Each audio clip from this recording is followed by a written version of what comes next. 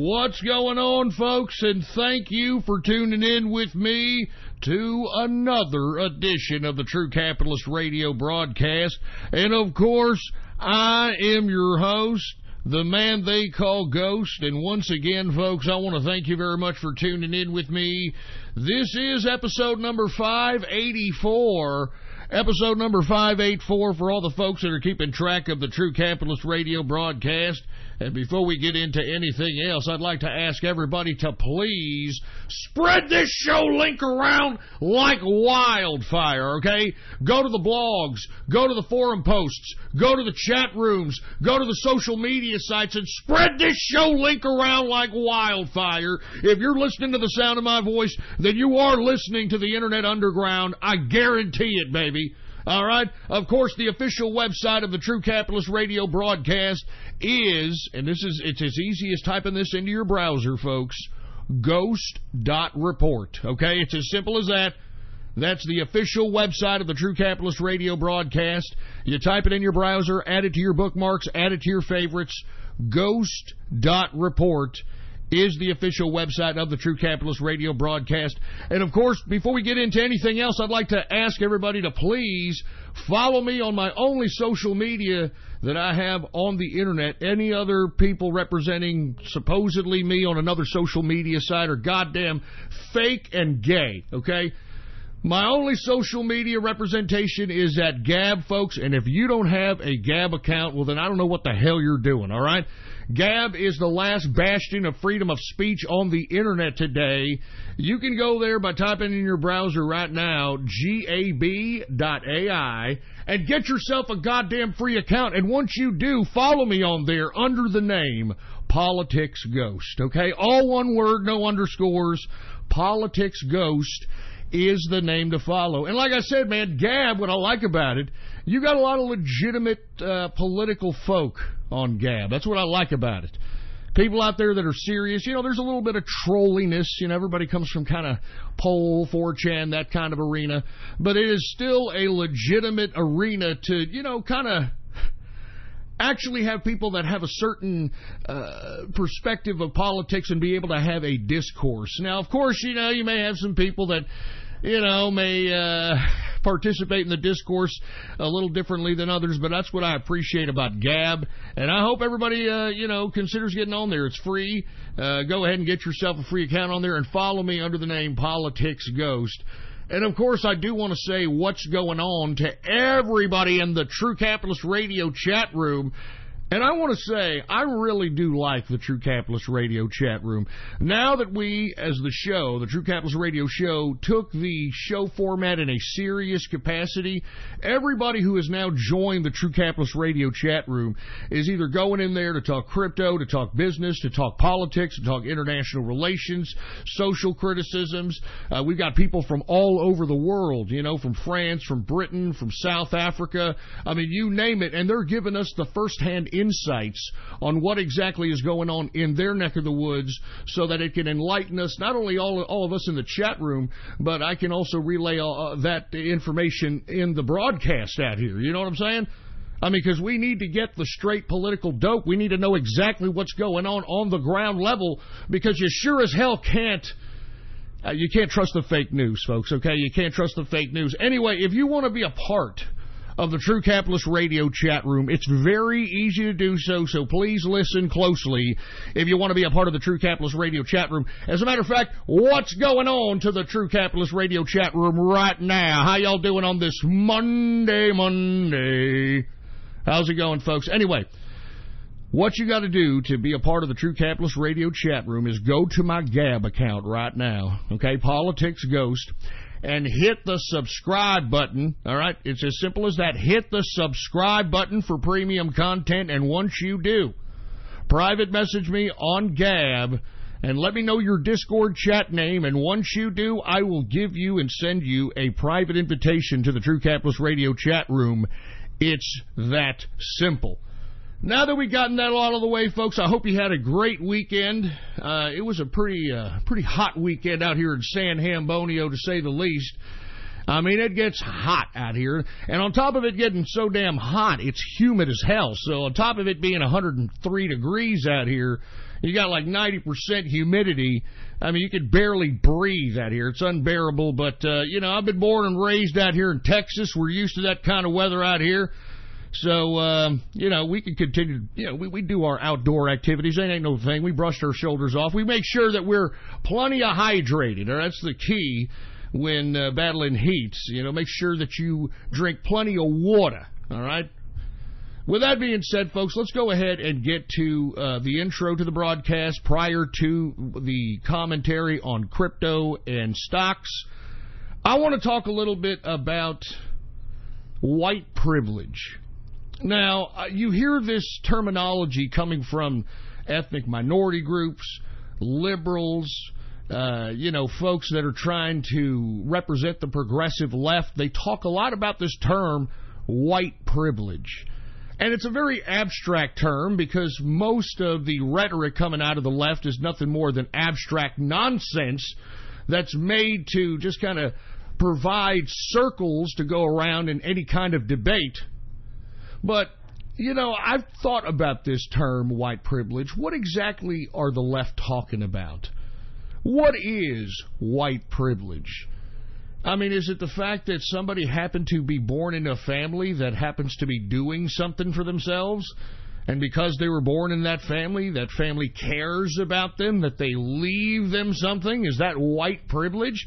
Or does that boil down to something called family values? And I think that's what people need to start looking at when anyone tries to approach this notion of white privilege. Family values. Because isn't that what really white privilege is all about? It's not necessarily about white folks having any kind of upper hand, so to speak. It's how they raise their children and how they look at family. Now, I'm going to be completely honest with you, folks. I mean, most white folk, all right, listen, when I say most, what I mean by that are those white folks that have families, that have children. Most of the time, their modus operandi is to do best for the child. And the whole reason why they work, the whole reason why they bust their ass, the whole reason why they invest, save for college funds for Billy, is to give Billy a better life than they had. Now, what you'll find, folks, in black, Hispanics, and these types of lower-end ethnic minority groups that hit the statistical data of poverty and crime and single parents, etc., what you'll find, folks, is that many of these folks that crying white privilege, it's not necessarily anything to do with race. It could possibly be, and let's just approach this notion for a second, that it's a cultural family idea. Because I want to be honest, I know a lot of folks of all races. I'm a melting pot of friendship. I know I do a lot of racial, it's a bunch of jokes. Come on, folks. I'm a melting pot of friendship. I got a whole bunch of friends that happen to be black. I know I push the envelope when it comes to racial rhetoric and commentary, but that's because I believe in the First Amendment, and I think that people need to take words. People's words, I think they need to take people's words and just blow it off. And who gives a shit about what people say? I mean, parrots can curse you out for 30 years. I mean, are you going to take the parrot seriously, or are you going to take the parrot's action seriously, that it doesn't nip at you or bite your ass or anything to that capacity? People have failed to define people on their actions, and instead they hear a couple of words, and then that just automatically defines a person. But getting back to white privilege. White privilege, in my personal opinion, and like I said, it doesn't have anything to do with privilege. It has everything to do with how families are raised. Now, when it comes to black families, what I've experienced from a third-party perspective, and I've been invited to black, I've said this time and time again, black family reunions. I've heard a lot of black internal conversations amongst folks, and I'm not talking about folks that are living on the fucking hip-hop ghetto dressing like Young Thug train. I'm talking about hard-working black folk I'm talking about people that are accomplished stuff. I'm talking about black folks that are business owners, managers, executives, etc. What you find is that their parents, more times than not, are envious of the fact that they were successful and they are not. I mean, there's a lot of envy that begins to brew in minority-based poverty groups when it comes to family. Now, let's go back to white privilege. Why is white privilege even an idea, even in existence? It's because, for whatever reason, maybe because most white folk are Christians, not trying to throw a religious connotation here, and believed in Christian values and family values, and believed that I'm going to live beyond myself, and since I have children, I'm living for my children, I'm working for my children, I'm gaining all my net worth and properties and businesses or whatever you accumulate for my children as opposed to myself. And I think that is where the envy comes in from ethnic minority groups who don't have this opportunity, or who aren't bequeathed this opportunity or inherited this opportunity.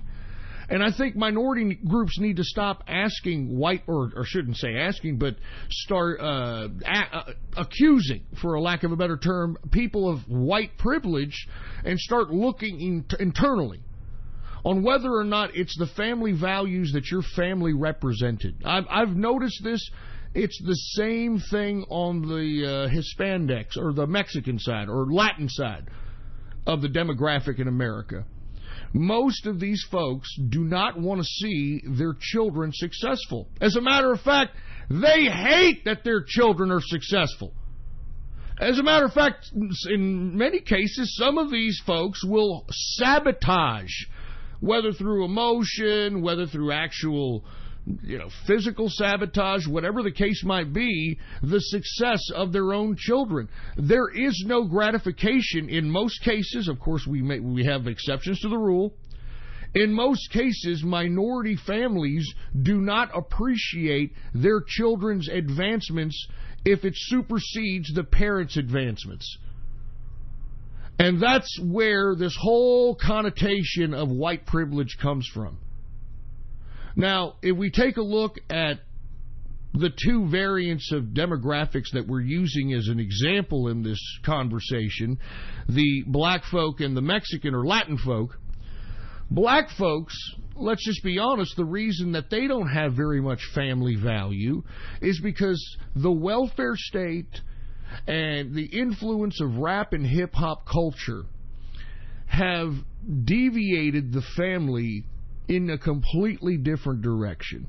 Black folks, most of the time, are raised by a black woman. And I've alluded to this many times on many different shows, that black women, with all due respect, I know there's exceptions to the rule, are loud and potentially violent whenever confronted about almost damn near anything, okay? I mean, let's be honest. Would you want to get into a confrontation with a black woman? Absolutely not, because they go into the stereotypical, oh, what the hell are you talking about? And, all that garbage, and getting loud and obnoxious. And who's watching this kind of activity? Who's watching this black woman act a fool and watching that people try to stay away from this black woman to avoid the violent, loud confrontation? It's these black boys that are fatherless, who most of the time don't even know who their fathers are the reasons why you have a violent response right now in most black America. I mean, I personally blame black women for the reason why we have so much black crime in this country, and why black folks in general cannot get out of the current position that they've been in for the past. I mean, I want to be honest with you, the black folks have been in this position ever since the Great Society. Remember LBJ, Lyndon Baines Johnson, the Democrat? He brought in the Great Society, in which he was going to put government money in making sure that lower-end ethnic minority groups and impoverished groups were going to get this and that entitlement to make them a part of the Great Society. And ever since the Great Society policies started implementing themselves, it has completely destroyed the family. It has created an idea in black women that children are a monetary gain, whether it's through government entitlements, the child support system, the Medicaid, Medicare, you name it, the Social Security, you name it. And that's really what all children are. You hear it from black comedians. What do they talk about? When black male comedians, when they talk about their mama, what do they talk about? That, man, my mama beat my ass. My mama beat my ass. My mama would take a goddamn switch. She'd take a cord and she'd just start whipping my ass. And it's like no big thing.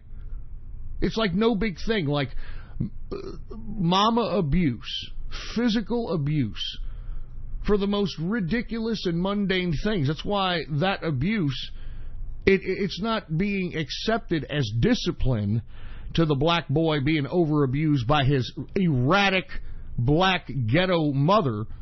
Instead, it's being interpreted that, hey, I need to be this violent. Hey, I need to be this loud. Hey, I need to be this obnoxious. Even if what I'm being obnoxious and violent about doesn't make a goddamn bit of sense. And this is why you have an interpretation from the black community of white privilege, because they were not accorded or born into a family that gave a crap about them. And because they don't have a family, a legitimate family, that gave a crap. And what do I mean by give a crap? I'm talking about the supposed white privilege. I'm talking about, and let's talk about white privilege again. When black people are like, man, you got white privilege, man. I didn't get nothing. You got everything.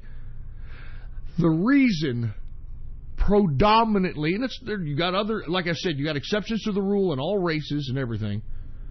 But the majority, the reason that you're seeing this white privilege notion being thrown around is because a lot of white folks care about their children because they're Christians. There is a moral backbone to this. It has nothing to do with privilege. I mean, the only reason that white person has a leg up on society before they're even adults is because there were parents to that child that worked their collective asses off. That worked their collective asses off so that child could have that privilege. That child wasn't given that privilege by government. That child wasn't given that privilege by God. That was given to him by the people that birthed that person. The seed and egg of that individual is what bequeathed whatever, a business, a college fund, a money, a property, whatever the case might be. All right? I mean, that's really what it comes down to, folks. Now, let's talk about the Latin side, the Mexican side. Now, I'm going to be honest with you, folks. I've been in Texas my whole life. We got a lot of Mexicans walking around out here. We got a lot of them walking around. And obviously, I know a few, to say the least, in many different socioeconomic levels.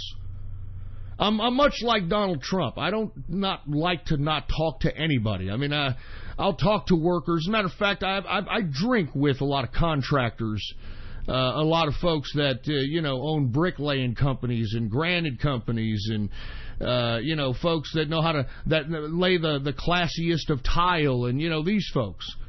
And I go drink with these folks and their workers. And what you'll find is that the majority of Mexicans and even Mexican, and when I say this tentatively. When it comes to Mexicans, these fucking people work. That's what they do. That's what they're born to do. That's all they want to do is work. And they're very simple folk. They basically want to work, and then after they work, they want to take, whatever Tecate or whatever fucking Corona, whatever beer they guzzle down. After work, they want to guzzle it down and listen to some fucking Tejano or some Conjunto and dance around with a cowboy hat and big fucking pointy boots going, I mean, that's all they want. That's all they want.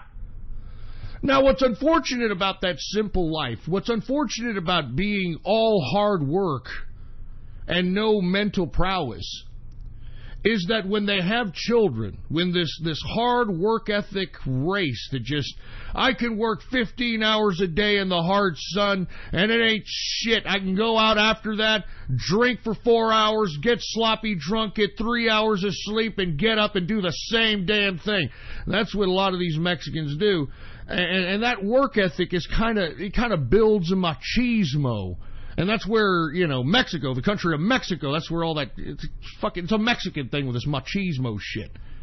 And when they see their children doing something that doesn't require as much hard work and doesn't require as much time, effort, and energy to obtain the level as their parents, that's when you see the parents hating on the children. It becomes envy. It becomes envy. I've seen it. As a matter of fact, there's a movie about it that is a great movie. Jesus Christ, I forgot the Mexican movie, for Christ's sake. It's with Jimmy Schmitz. Who the fuck else is in? Your quintessential Mexican actors are in there. I believe it's called The Garcia. No, it's not. That's a fucking show. Anyway, regardless. Even in this movie with Schmitz, who else is in it? I don't even think, I think, the only goddamn Mexican movie that Jimmy Schmitz did, whatever it is, okay, he plays like some fucking, in and out of jail, prisoner, locote, whatever. Anyway, in the movie, let me just explain to you, this Mexican family that they're supposed to be chronicalizing in this movie. Jimmy Schmitz is this, your black sheep, in and out of jail, cholo of the family. And then you've got other people that, one's a loser dishwasher who writes poetry for himself and it doesn't accomplish a damn thing. You got another one over here who's just, baby making. And then you've got the one Mexican out of this family that got the hell out of the damn barrio and went to law school, became a great-ass lawyer, and got himself a nice blonde-headed white wife trophy and white parents, and because he doesn't want to affiliate with the bottom. I mean, that's the point. And you see, when he comes, and look, when in this movie, when the Mexican comes and brings his wife and his wife's parents are trying to be liberal about it. You know how these fucking white people are. They're like, hey, look, hey, dude, look at, what I'm saying? These white liberals. They're like, hey, how you doing? Wow, hi. Hey, look at that Mexican. That's what do you call that, a burrito? That's great. Wow. Anyway, the Mexicans get offended. You know what I mean? And they get offended, and they tell the fucking kid who became something out of that shithole fucking Mexican family. They tell him, what are you trying to do? You think you're better than us now? Huh? You think because you have a lawyer and you think because you got a white wife, you think you're better than us now? You think you're better than us? You think you're better than me, man? What the fuck? I mean, this is where the white privilege comes from. Do you understand what I'm saying, folks? There is no white privilege. There's bad family culture. That's what it is. That's what it is. And I'm not saying whites are excluded from this. I mean, lest we forget, we got white trailer parks that have 4 or 5 generations in the same trailer, for heaven's sake. I mean, so that's what I'm saying. I mean, we need to realize that these abstract notions, these abstract pieces of rhetoric that are being pushed out by liberals to try to divide us, we need to just break those down. And we need to dissect them and ask them. What are you talking about when it comes to white privilege? What does that mean?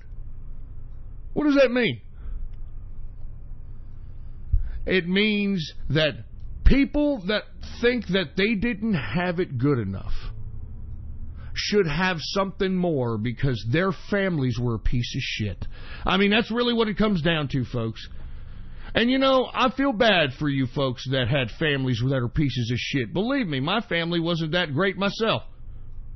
But by God, you can't sit here with your hand out claiming that, hey, this person over here, it's not fair. He got a damn college fund. Hey, it's not fair. His parents gave him a goddamn business. Hey, it's not fair. She was given a bunch of property by the parents. Hey, that's because their parents loved them more than your parents loved you. Okay? I mean, and listen, I know people are going to say, well, wait a minute, Ghost. Well, what if my parents couldn't do it? What if my parents were just impoverished and they didn't know what to do? Let me tell you a real quick story, and then we're going to move on to cryptocurrency and the stock market. Let me tell you a story about a rapper by the name of, what is he calling himself now? P. Diddy. Puff Daddy, P. Diddy, whatever you want to call him, okay? Now, how the hell did P. Diddy become P. Diddy?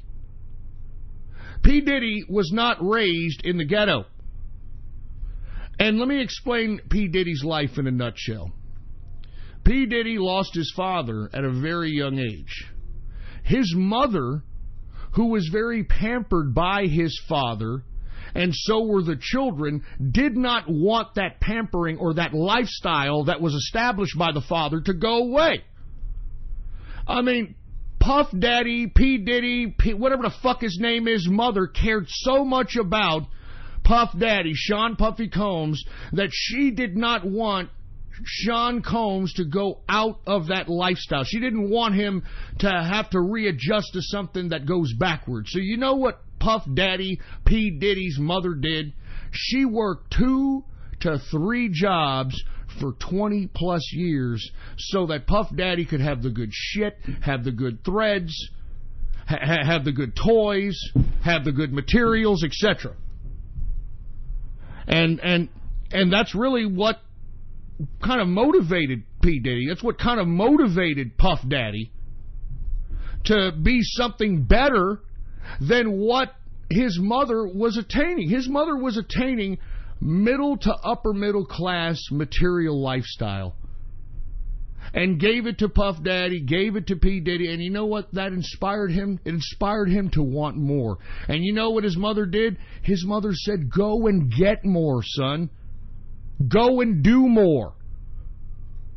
And that's what he did, man.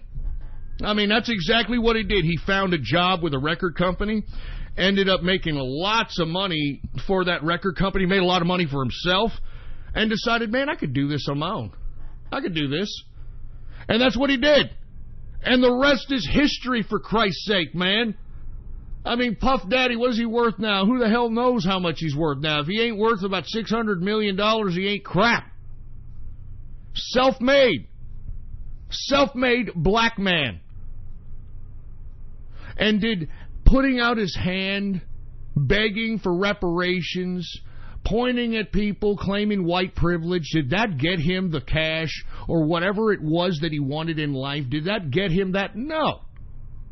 Capitalism is what got Puff Daddy, P. Diddy, Sean Combs that. And that's what I'm telling each and every one of you. Don't blame anybody for anything. If you really want something, okay, so what? Your mommy and daddy didn't get it for you, didn't bequeath it to you, didn't let you inherit it. So fucking what? It's time for you to get up. It's time for you to realize that, look, I can make my own goddamn destiny happen. I just got to stop making excuses and keep going forward amidst all obstacles, amidst anything that comes at you, and conquer it. And even if you fail, folks, don't be afraid of failure. Don't be afraid of failure. Folks, what you need to do with failure is learn from it and make sure you never do it again. And then you keep moving forward. Because what are you going to do? What are you going to do? Are you just going to sit around and bitch and moan like everybody else out here? Or are you going to go out and do something about it? Are you going to go out and make something of yourself? You can do it, man. I mean, look at P. Diddy, Puff Daddy's mother. She was a black woman, all right? You know what she did? She worked the service industry, and she worked 2 or 3 jobs making sure that P. Diddy had an upper middle class material life. And you know what that inspired P. Diddy to do? He's like, man, I want to make even more money. I want to make even more money. Same thing with the Birdman, since we're talking about black people. The Birdman from Cash Money Records. His daddy was an entrepreneur out there in New Orleans. He owned Gladys's Bar. Gladys's Bar was actually Birdman's mother before she was murdered, I believe. And, this guy learned everything from his father. His father was a local entrepreneurial businessman that was respected in the Louisiana community. And Birdman wanted more than that, baby. He wanted more than just, I got to work, I got to do this, and I'm a local businessman. He wanted to go local, but go global. And through his own motivation, self-determination, prowess, skills, creativity, etc., he was able to carve out his own destiny. And the reason I'm bringing up black folks is because there was no white privilege involved in any of these stories. They just had good families. And if you identify that you didn't have a good family, if you identify that you had a bad upbringing, well, then use that as motivation to fuel you into encompassing the skills and creativity and the ambition necessary to run from the bottom, baby. Run from that fucking bottom. Don't be sitting here making excuses, for Christ's sake. Anyway, once again, white privilege, huh? White privilege. What a joke. White privilege equals good family. That's what that means. White privilege equals good family values. That's all it is, all right? I mean, I explained it here to you, and I had to say it. I had to say it. I'm sorry. I'm sick of hearing this fucking white privilege garbage. I'm sick of it, all right? I'm sick. As a matter of fact, I'm so sick I'm not even drinking tonight. How you like that? I got a Coca-Cola. How about that? How you like that?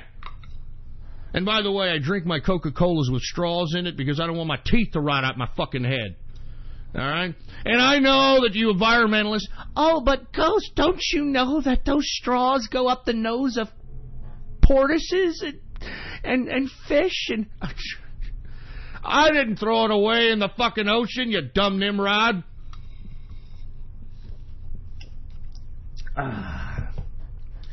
All right. Now that we got that all out of the way, folks, I just had to say that. I'm sorry. I'm tired of hearing white privilege. I'm tired of hearing it.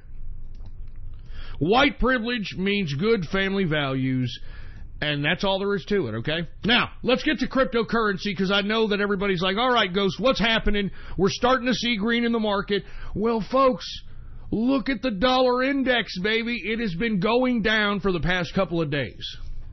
And as it incrementally goes down, once it goes down close to either 0.5% or over 0.5%, that's when you start seeing that money go right back into the cryptocurrency. I mean, if you take a look at the dollar spot index right now and take a look at a chart, you can see a gradual downturn. You understand? You can, just in the month. And as a result, some of that is going into the cryptocurrency markets. And not to mention, folks, you do have a lot of stock platforms that are integrating cryptocurrency into their platforms. You've got big-time investment firms that are in the stock arena that are now creating platforms in which they, either internally amongst their traders or with their actual clients, they can trade cryptocurrency beyond the whole futures notion. I mean, even Goldman Sachs is setting it up. Even J.P. Morgan is setting it up. I'm telling you, I mean, this is where the money's at. And I'm telling you, when you see, I mean, these fucking prices for, I'm talking the good coins, folks. I'm not talking shit coins that are complete scams. I'm talking the good cryptocurrencies. These are dirt, rock bottom prices. I mean, once these stock guys and these people in the investment community come in, we're going to go from right now, the market capitalization of cryptocurrency is $256 billion. $256 billion market capitalization for the entire cryptocurrency market. Folks, that ain't shit. Like I said, the stock market has like $30 trillion market capitalization. And those are stocks. Those are pieces of companies. This is currency, folks. And what creates the currency is the technology and the integration of that technology into a blockchain that is created by the same team or a partnership if that in that capacity. Let me explain. I've said this 1,000 times, but it bears repeating. If you take a look at how much fiat currency is in the world, Google up how much money is there in the world, it'll give you an estimate of $75 trillion in fiat circulating the world today. In a world that has, 7.3 billion people? 75 trillion in fiat is not sufficing 7.3 billion people. I mean, there's estimates of $200 to $250 trillion demand for money worldwide. Some kind of currency system that, can be trusted and not debased. And many of these impoverished nations, folks, that's their main problem with why they're an impoverished nation, is that they debase their currency because they have no idea, first of all, how to run a monetary system. Secondly, economics 101. So this cryptocurrency provides an avenue for folks that are looking for money. And people ask me, what the hell does that mean, looking for money, Ghost? It's like the Zimbabwe farmers. I mean, take a look at Zimbabwe's fiat currency, folks. It's ridiculous. It's so debased that you're going to have to pay like $30,000 or whatever it is for a roll of toilet paper. I mean, it's that debased. It's ridiculous. It almost took out Zimbabwe's agriculture and farmer economic arena. But what the farmers did in Zimbabwe was find Bitcoin. They found Bitcoin and started utilizing it as a means to exchange their commodities and their agrarian goods. And as a result, it saved the farming industry in Zimbabwe because they can collect Bitcoin. And remember, they can exchange that Bitcoin in one of the other African countries where they can either get probably whatever Nigerian dollar or whatever. They can exchange it for whatever fiat and actually get more goods, more capital goods, more farming equipment, etc. I mean, this is what cryptocurrency provides. I mean, it goes way beyond what the stock market is, and that's why even the United States Commodities Commission, I forgot what the fucking bureaucratic wing is. It's the overseers of the commodities trading market. The government body, the regulatory body that oversees the commodities market. Even they put out a report and said that we're witnessing in cryptocurrency a modern-day miracle. And cryptocurrency is inevitably going to be used to exchange goods and services. So when I'm covering this now, folks, and that's why I'm glad I'm archiving these fucking shows, in 5 years, you're going to be shocked how cheap these fucking prices for crypto were. You're going to be utter shocked. And not to mention, take a look at most of the fiat currencies in the world anyway. Most of them are going down the tubes. Why? Because they kept printing money. They kept printing money to put Band-Aids on bad economic policies of these governments. So, I mean, that's why I'm telling everybody in here, I mean, cryptocurrency is where it's at, especially you young people. You young people, man, y'all ain't doing nothing else. All right? I mean, instead of saving your goddamn little money, however you make it, doesn't matter how much you make, put it into cryptocurrency for Christ's sake. All right? And hold it. I mean, even if you don't understand pattern trading or short-term trading, just hold it and see what I'm talking about. Now, with that being said, like I said, the market capitalization of the entire cryptocurrency market is $256 billion right now. Scratch in the surface. Let's take a look at some of these cryptos here. Bitcoin, once again, you're seeing a lot of things written about Bitcoin. Finally, people are starting to realize that it may be the end of Bitcoin because, let's be honest, we really don't need Bitcoin at this point. The only thing and the only reason Bitcoin is as high as it is because of over-speculation based upon the notoriety of the word Bitcoin. I mean, whenever anybody talks about cryptocurrency, first thing that comes to their mind, Bitcoin, Bitcoin, Bitcoin. It was the first blockchain on the block. I mean, it is what it is. So it's going to continue to be speculated, in my opinion, until finally there comes a shakeout in the coin industry, in this whole cryptocurrency coin industry. And we finally start seeing the new supreme coins that are going to be used in the international community. Because lest we forget, cryptocurrency is a global currency. Now, I know that people are going to, say, well, Ghost, isn't that kind of globalist? No, it's not globalist in the sense that there's no central bank that is going to manipulate the currency or the monetary system of these cryptos. These are algorithms that are predetermined to mine or proof of stake only so many tokens, only so many coins, and that's it.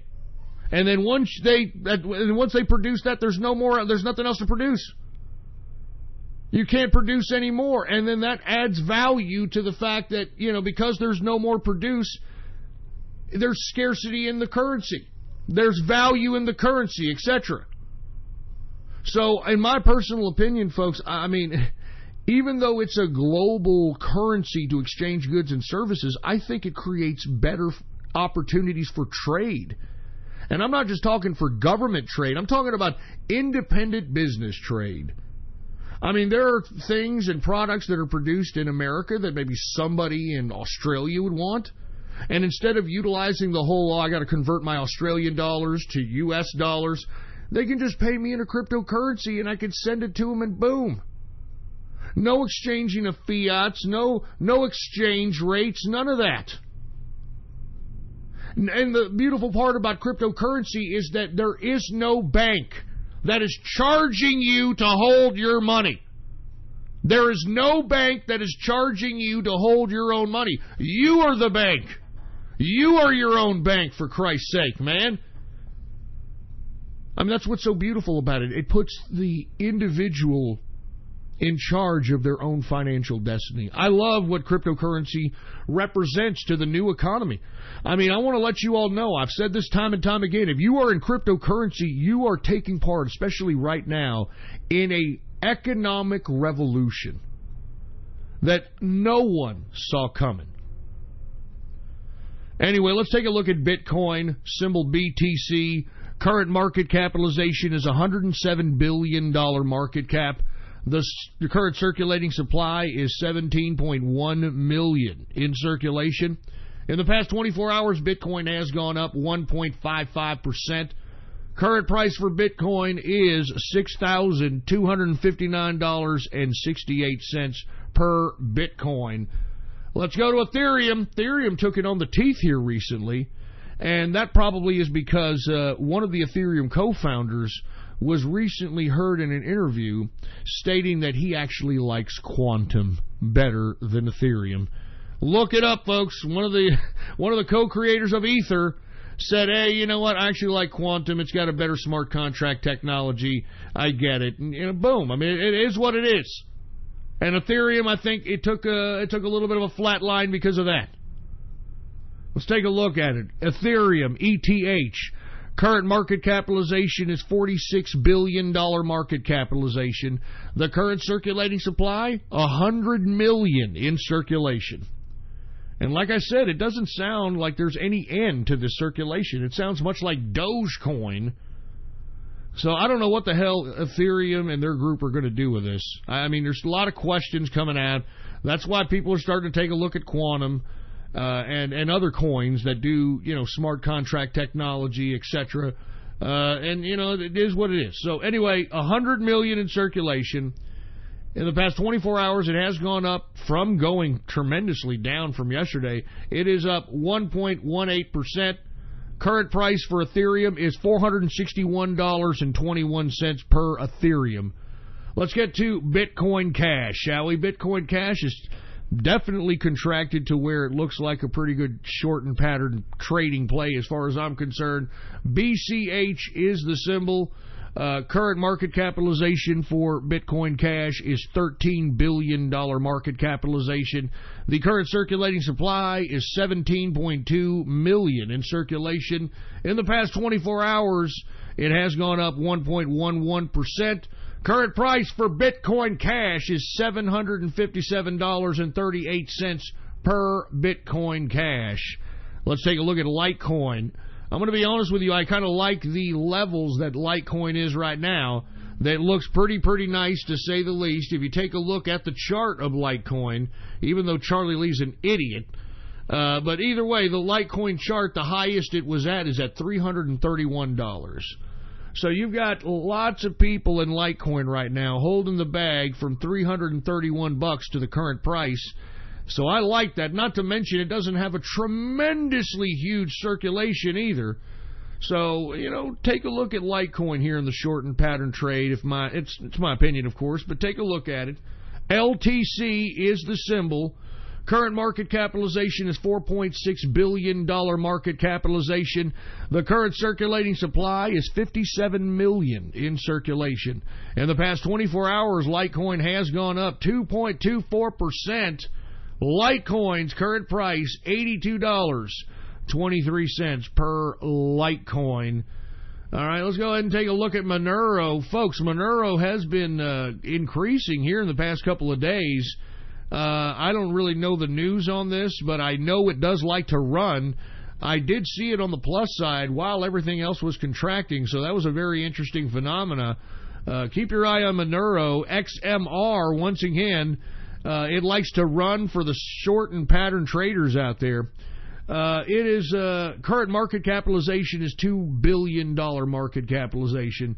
The current circulating supply for Monero is 16.1 million in circulation. In the past 24 hours, Monero has gone up 4.46%. Current price for Monero is $127.03 per Monero. Let's take a look at Dash, baby. Dash, D-A-S-H. I like it because it's a fast transaction speed, low transaction fee, low circulation, and it's been around, baby. Remember, this was Darkcoin back in the day, remember? Anyway, let's take a look at Dash. Dash right now is at $1.9 billion market capitalization. The current circulating supply for Dash is 8.1 million in circulation. In the past 24 hours, Dash has gone up 1.36%. Current price for Dash, $241.47 per Dash. All right, let's take a look at Ethereum Classic here. And the reason I'm saying this is because it was just added to the Coinbase exchange, and it's taken a big step upward in the plus side. So I'm going to cover it here just because of that. All right, just because of that. Ethereum Classic, ETC is the symbol. Current market capitalization for Ethereum Classic is $1.6 billion market capitalization. The current circulating supply is 102 million in circulation. In the past 24 hours, we have seen Ethereum Classic go up 7.23%. Current price for Ethereum Classic is $15.92 per Ethereum Classic. Let's take a look at Zcash, baby. Now, there is going to be a hard fork in Zcash. There is going to be a hard fork in Zcash here coming this month, folks. They are re-establishing a whole new technology for Zcash, and there could be a complete split here. So everybody take a look at Zcash because here comes a hard fork, to say the least, okay? It's coming. Do the research on your own. It's coming up this month. Take a look at it. Take a look at what exchanges are honoring it, etc. Zcash, folks. ZEC is the symbol. And I like Zcash because, first of all, the privacy. Secondly, low circulation. Not to mention, you got some big wigs invested in this. JP Morgan's invested in this, etc. So I like Zcash. I've got Zcash in my portfolio. Let's go ahead and take a look at it. Zcash, current market capitalization is $747 million market capitalization. The current circulating supply is 4.2 million in circulation. That's very low. That's still pretty low. In the past 24 hours, Zcash has gone up 6.22%. Current price for Zcash, $177.26 per Zcash. Now, folks, I'm going to tell you, all weekend I was gobbling up as much Quantum as I can. I'm not even kidding around. I don't think you'll ever see Quantum at these low levels again. Ever. Ever. Let me take a swig of my soda here. Good sody pop. Anyway, you will never see Quantum at these levels again. And the reason is, folks, is because, first of all, this is an Asian coin. So it's not very known amongst Western coin investors. It's got all these deals, got all kinds of deals going on. Do the research. It'll show you how many deals it's gone, partnerships it's going in. It's going to have the most nodes of all coins here, and that's coming up here in the next year or so. It's going to have more nodes than Ether, more nodes than Bitcoin, more nodes than any cryptocurrency out there in the market today. And I'm excited, man. I'm telling you, this is my biggest long-term holding. I am not kidding, okay? I am not joking around. I mean, as much as, like, people profited during the Ethereum and the Bitcoin rise, I mean, this is another one of those. And if you want my opinion, I mean, I personally believe that this is a coin of the future. I mean, this is the coin that could potentially be the coin of coins. And how do I base that? What do I base that on? I base that on its technology, man. I mean, it's as simple as that. I mean, its technology far surpasses Ethereum. And, folks, Ethereum, it got as high as, what, $1,100? I mean, come on. Let's take a look at Quantum. Once again, QTUM is the symbol, one of my biggest holdings, and I acquired a good several hundred chunk at these prices. I'm not even kidding around, man. And lest we forget that it's a proof of stake coins, okay, folks? So, like, let's say you're holding 500, a couple of hundred, 1,000 Quantum. If you have it in your Quantum Core wallet, and you just have it there on your desktop, and it'll provide, I hate to use the term dividend because that's stock terminology, but it will give you Quantum for you holding your Quantum in your Quantum wallet. It's called proof of stake.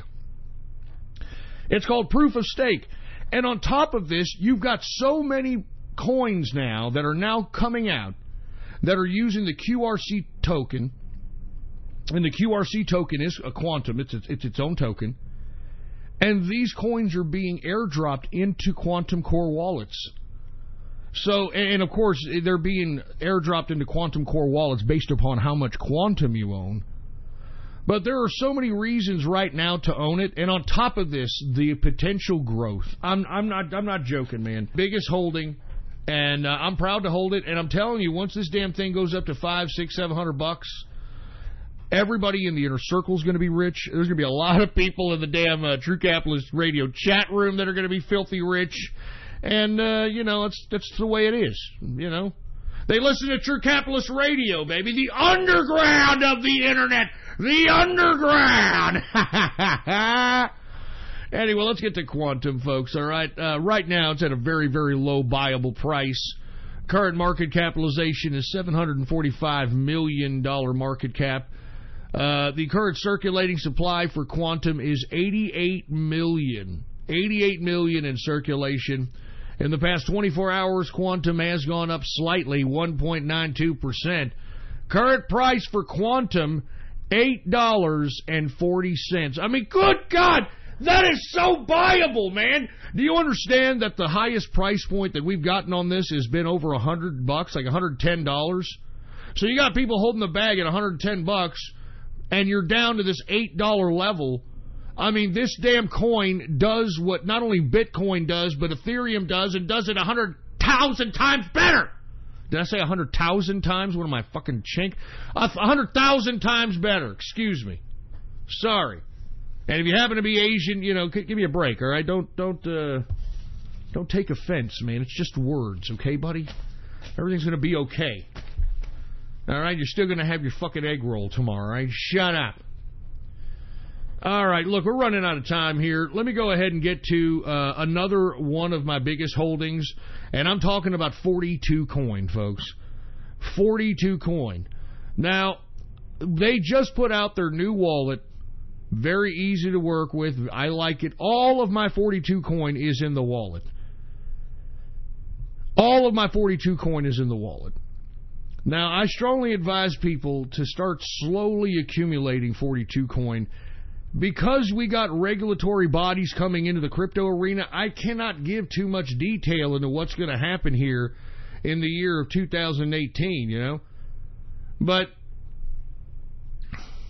I'm just telling you, man, it's an investment. That's why the inner circle's in it. It's basically our coin. I mean, I love this coin. I mean, low circulation.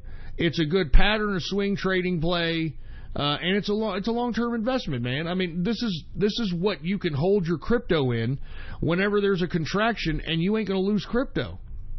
As a matter of fact, you may even gain crypto. During the whole damn contraction, 42 Coin was in the positive.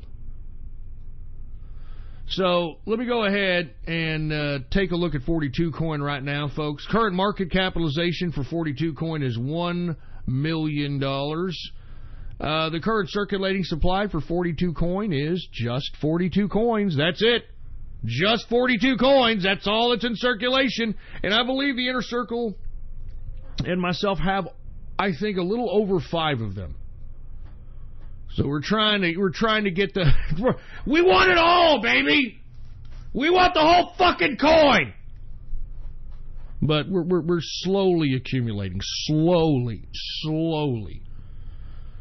In the past 24 hours, 42 Coin has gone up 17.15%. 17.15%. That's what I keep telling you, man. This is a coin to be looking after. Whether you're going to be invested in the long term or you're going to be swing or pattern trading.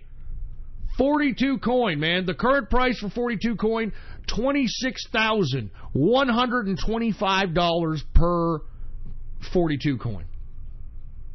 And that ain't nothing. We've seen it as high as 100,000 within the past several months. So just wait. All right, it's going to be $1 million coin. It's going to be $1 million damn dollar coin. Just watch. Anyway, folks, let me go ahead and move away from the cryptocurrency coverage, and let's go ahead and go right into the stock coverage, because I know everybody is looking at their portfolios and like, Murr? Folks, the stock market is reacting because of this potential trade war that I believe is a big nothing burger. All right, I mean, it's about time that the United States stands up for itself in these trade deals. We've been taking the shaft for over 30 years on many of these trade deals, and I'm glad the president has the balls and the foresight to understand that this is a serious problem to America's national security. I'm glad he does. Now, folks, you saw some negativity in the stock market today. And once again, you've got people that obviously have ideological reasons of doing so, trying to make news suggesting that they need to leave the country because of these tariffs. One such company, Harley Davidson. Harley Davidson, the American motorcycle company, you know what they're saying? They're saying because of the tariffs, they're going to have to leave production out of the United States. They have to take the production outside the United States and produce it in Brazil or in Malaysia or somewhere else, not the United States, because, quote, the tariffs. This is an American motorcycle company. I mean, you know what, Harley Davidson? Get the hell out of America. Your bikes have sucked for the past 20 years anyway. Get out! We don't need you. You're a commercialized fucking motorcycle, and every one of you pussies that come to fucking Sturgis every year with a pussy whip fucking goddamn Harley Davidson, I spit at it. Oh, I got a Harley Davidson, man. I got a Harley here. Shut up! Nobody buys Harleys anymore. Everybody buys their own souped-up, modified, special build. That's what people are doing now, for Christ's sake. Yeah, Harley, the American motorcycle. You know what? They turned their backs on America. And let me tell you something. What have I always told each and every one of you out there on this broadcast? Where you spend your money is a political statement. Where you spend your money is a political statement. So don't spend one more dime on any Harley-Davidson-related crap. You want to turn your back on America, boy? Get out! Go sell your pissing, shitty, crappy bikes to the Euro cucks. Go sell them over there. Get out of here. Stupid Harley Davidson. Anyway, folks, we're now in the second hour of the True Capitalist Radio broadcast. And, of course, I am your host, the man they call Ghost. And once again, folks, I want to thank you very much for tuning in with me. Before we get started on anything else, I'd like to remind everybody to please spread this show link around like wildfire, all right? Spread it out there. Go to the chat rooms. Go to the forum posts. Go to the blogs. Go to the social media and let everybody know that True Capitalist Radio is in effect and in the house.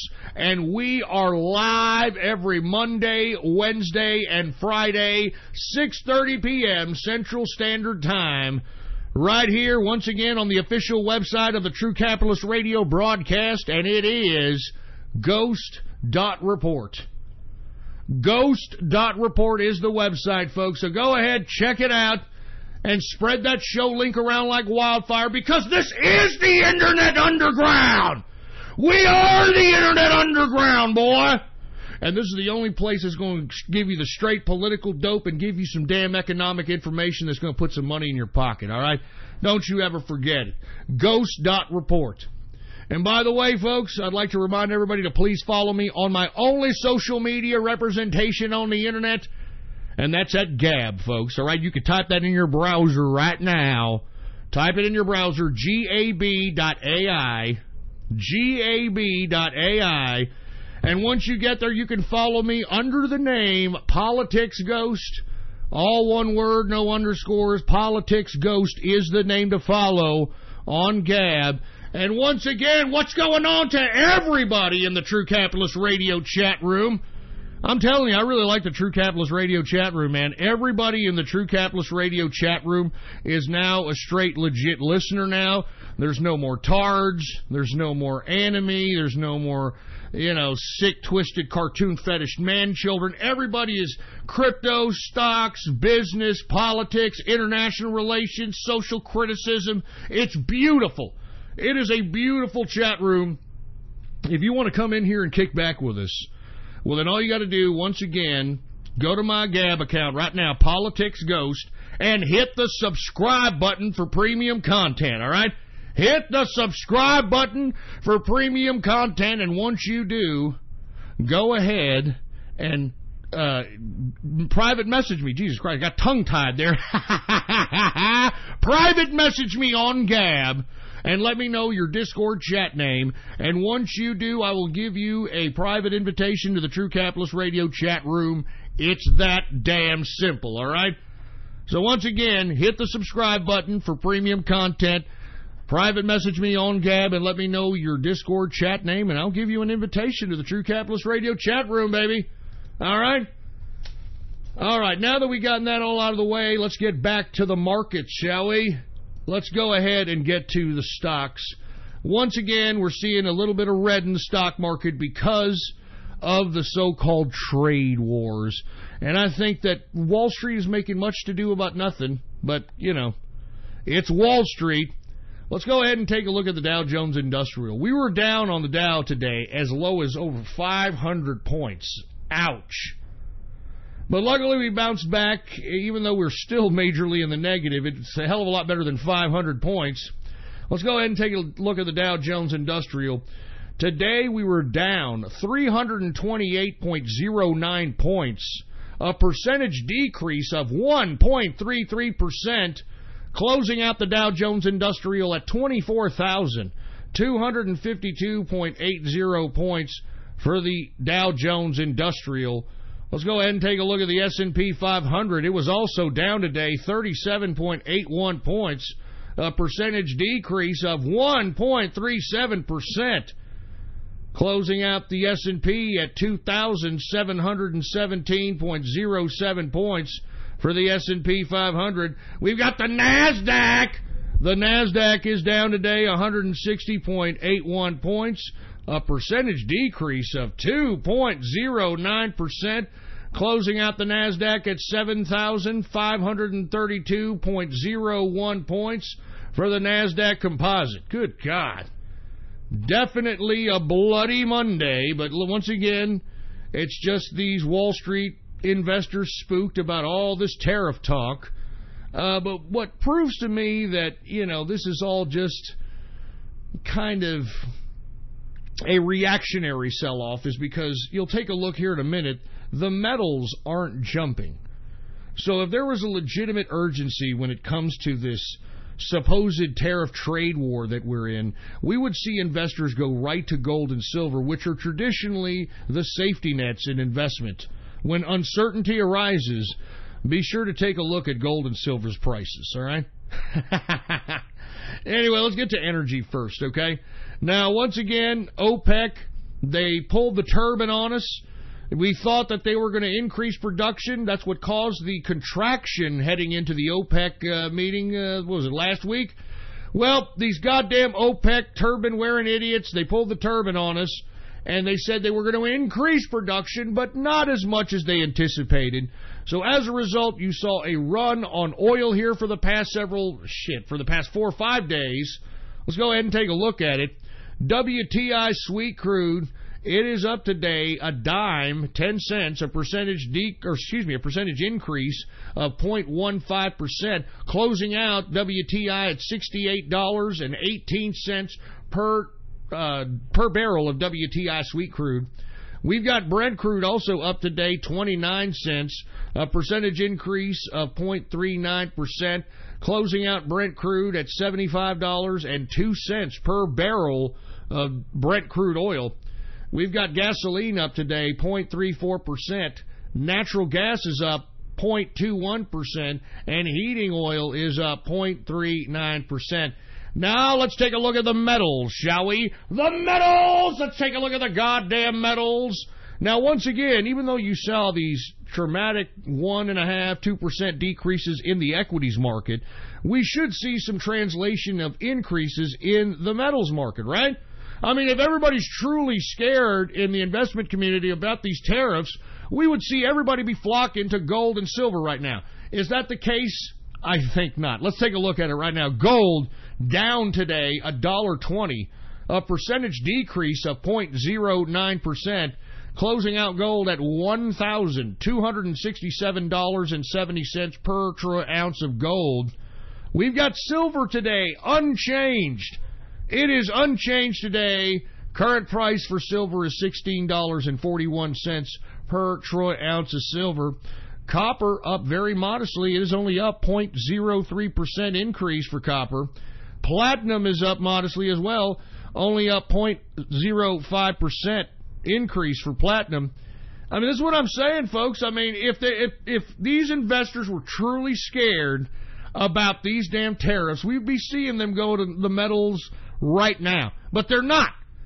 And I'm telling you, it's a reactionary sell-off because what's going to happen if worst-case scenario happens with these tariffs? I've said it time and time again. What's the worst-case scenario? That we just don't come to a deal and the almost $1 trillion that would be going outside the United States to China, to Canada, to Mexico, to the European Union would just stay right here in America. And not to mention, you don't think that there'll be countries salivating, being like, hey, America, we'll produce your products. Give us some of that $1 trillion. I mean, they'll be begging for it, man. We'll make somebody else's country. Because, folks, we've been having these imbalanced trade deals. We've been having these imbalanced trade deals for 30 years with these damn countries. And we've made these countries filthy rich. That's why they've modernized. Why do you think China's modernized? It's our money that helped modernize them, for Christ's sake. How do you think the European Union was able to erect itself under the noses of all its member states? Our fucking cash! And I'm glad that President Trump is standing up to these pieces of crap and saying, hey, look, we're not the stupid country anymore, all right? We are now politically and economically aware, and we are not going to sleep. Thank God Donald Trump is president. Good God. But once again, folks, worst case scenario, we don't get any deals from these stupid moronic countries that are supposed to be our allies. Remember? Oh, I can't believe he's doing this to our allies. They don't seem like friends to me. They seem like that type of friend that you lent money to all the time, and then you finally stop and say, look, I'm not going to lend you money anymore. And then they look at you like you farted on their best suit or something, and they're like, what? You're not going to lend me money? Well, fuck you. I thought you were my friend. You're not my friend. You used to always lend me money. Now you're not going to lend me money? Well, fuck you. That's typical American friendship, huh? I mean, is that what friends are for? Huh? Is this what allies are for? Give me a break. Give me a goddamn break. But like I said, worst case scenario, we don't make any fucking trade deals with these people. That's almost $1 trillion that's going to stay here in this country. Is that a bad thing, really? Is that really a bad thing? I don't think so. I don't think so at all. How do we lose when the money stays here? Can somebody explain that? How does America lose if the money stays here? What? We won't be able to pay for the cheap electronic crap that's shitted out of China? Oh, whoa, I'm sorry. Let me have my next electronic widget that's going to shit out in 6 months. Get the hell out of here. Who cares? What do we purchase from, aside from China? What do we purchase from Canada that's worth a shit? Nothing. Mexico, except avocados from Mexico. That's the only shit. That's all they produce. That's worth the shit. And I like avocados. I like guac. All right, I like having guac on stuff. But let me tell you, I'll throw guac in the damn trash if it means that I'm going to be supporting Mexico, which are a bunch of ungrateful pieces of machismo shit. We're sitting over here, Trump is trying to show Mexico, like, hey, Mexico, you could basically take what we're going to take from China and we could give it to you. You just have to play ball and stop being such a machismo idiot and just say, look, we are going to pay for the wall, but in exchange we are going to get another $200 billion on an annual basis of the United States money in trade. You don't think... Well, I don't know if the country will react positively to it, man. The whole damn country of Mexico are a bunch of morons, man. If they were smart, they would sit down with Trump and say, look, Trump, we can go ahead. We could produce everything that the Chinese did. We can do it. We can produce it. We want the money, Trump, okay? We'll say we'll pay for the wall. We want the money. We want to produce it, we want the money, and we want to take it across the border, and it'll be very easy, and it'll be very quick, and we can compete with the Chinese. But no, what do you have? What do you have out here in Mexico? Hey, fuck Trump, Holmes. Fuck Trump. Hey, Trump, fuck you, man. We're not going to pay for your fucking wall, man. Stupid burrito-eating idiots, man. I'm sorry. I'm sorry. Mexico could literally bring China to its knees, but because they are so damn machismo, they don't know what the hell they're talking about. Jesus. Anyway, let's get to the agricultural commodities, all right, folks? Let's get to grains. Corn is unchanged. Wheat is up 0.10%. Or excuse me, 0.10%, excuse me. Oats is up 0.12%. Rough rice has finally slowed down its growth. It is up 0.05%. Soybean is up 0.06%.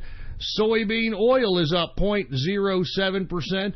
And canola is down 0.14%. Let's go ahead and get to the soft, shall we? Cocoa, it's down 1.35%. Coffee. Hey, dude, don't talk to me. Don't talk to me unless I have my coffee, dude. Yeah. Shut up, you stupid, dumb, goddamn hipster fruit. We got coffee up 0.21%. And by the way, remember when I used to say, boycott Starbucks? It worked, baby. I'm telling you, they're closing down 150, 160 Starbucks locations because they thought they could thumb their noses at America and say, you know what we're going to do? We're going to go ahead and hire 10,000 refugees. And, oh, yeah, we're sorry, lording black men who just want to use our bathroom for nefarious purposes. I'm sorry, black men. We didn't mean to kick you out. As a matter of fact, come on down. Everybody can use our toilet. Everybody... come on, homeless. I mean, it's all this liberalism is crashing down on Starbucks' head. I mean, did they not forget that their customer pays like, what, $10, $12 for a coffee? Who the hell's going to want to go into a location and pay $10 to $12 a coffee when you've got homeless people shitting in the bathroom? You got, loitering black people that are just sitting around, not doing anything, not buying anything. I mean, come on, man. You got to protect your business. And you see, if I was a Starbucks stockholder, I'd be pissed off right now. I'd be pissed. I'd be like, what the hell is this? I mean, what are we, a political party or are we a fucking business? What is this crap? Anyway, once again, where you spend your money is a political statement, folks. And if you all stop spending your money on a corporation that doesn't appreciate American people, they're going to fall. They're going to fall. That's why I keep repeating this on this broadcast. Where you spend your money is a political statement, man. Damn it! Anyway, orange juice is down. All right, let's get to orange juice. It is down 1.77%. Cotton is down 0.45%. Lumber is up 0.07%. We've got rubber down 0.23%. Ethanol is down 1.26%. Good God. Let's take a look at livestock, shall we? Now, look, the reason we're seeing such negativity in livestock is because the trade wars, okay? Because beef is one of our biggest commodities out here. We export a lot of beef. And, hey, if these dumb foreigners are going to act like a bunch of jackasses and not renegotiate trade deals, well, they don't deserve American beef, boy. They don't deserve the best goddamn beef in the fucking world. They don't deserve it, boy. We'll keep it here. And you know what we used to... I'm going to be honest with you kids, okay? You want to know why y'all are soy boy, bone brittle faggots? I'm going to be honest with you. It's because your parents, they didn't prioritize your eating habits when, culminating the budget of their family. And I see this even today. I see people literally feed their kids whatever they want to eat. And if you ask kids whatever they want to eat, they're going to eat dirt shit. I know some stupid lady that actually lets her child eat nothing but tortillas. Flour tortillas from like H-E-B, which is our local grocery store. I mean, is that supposed to nourish a child? It's a child. You're supposed to be nourishing your children with as many nutrients and as many minerals and as many herbs and spices as possible. You know what they used to tell us back in the 60s and 70s when we were growing up? When we were growing up back in those days, they said, look, you're going to have to feed your teenage boy beef, and lots of beef. Nice, good red beef. They were encouraging this. As a matter of fact, I recollect them encouraging it throughout the food group system up until about the mid-'80s.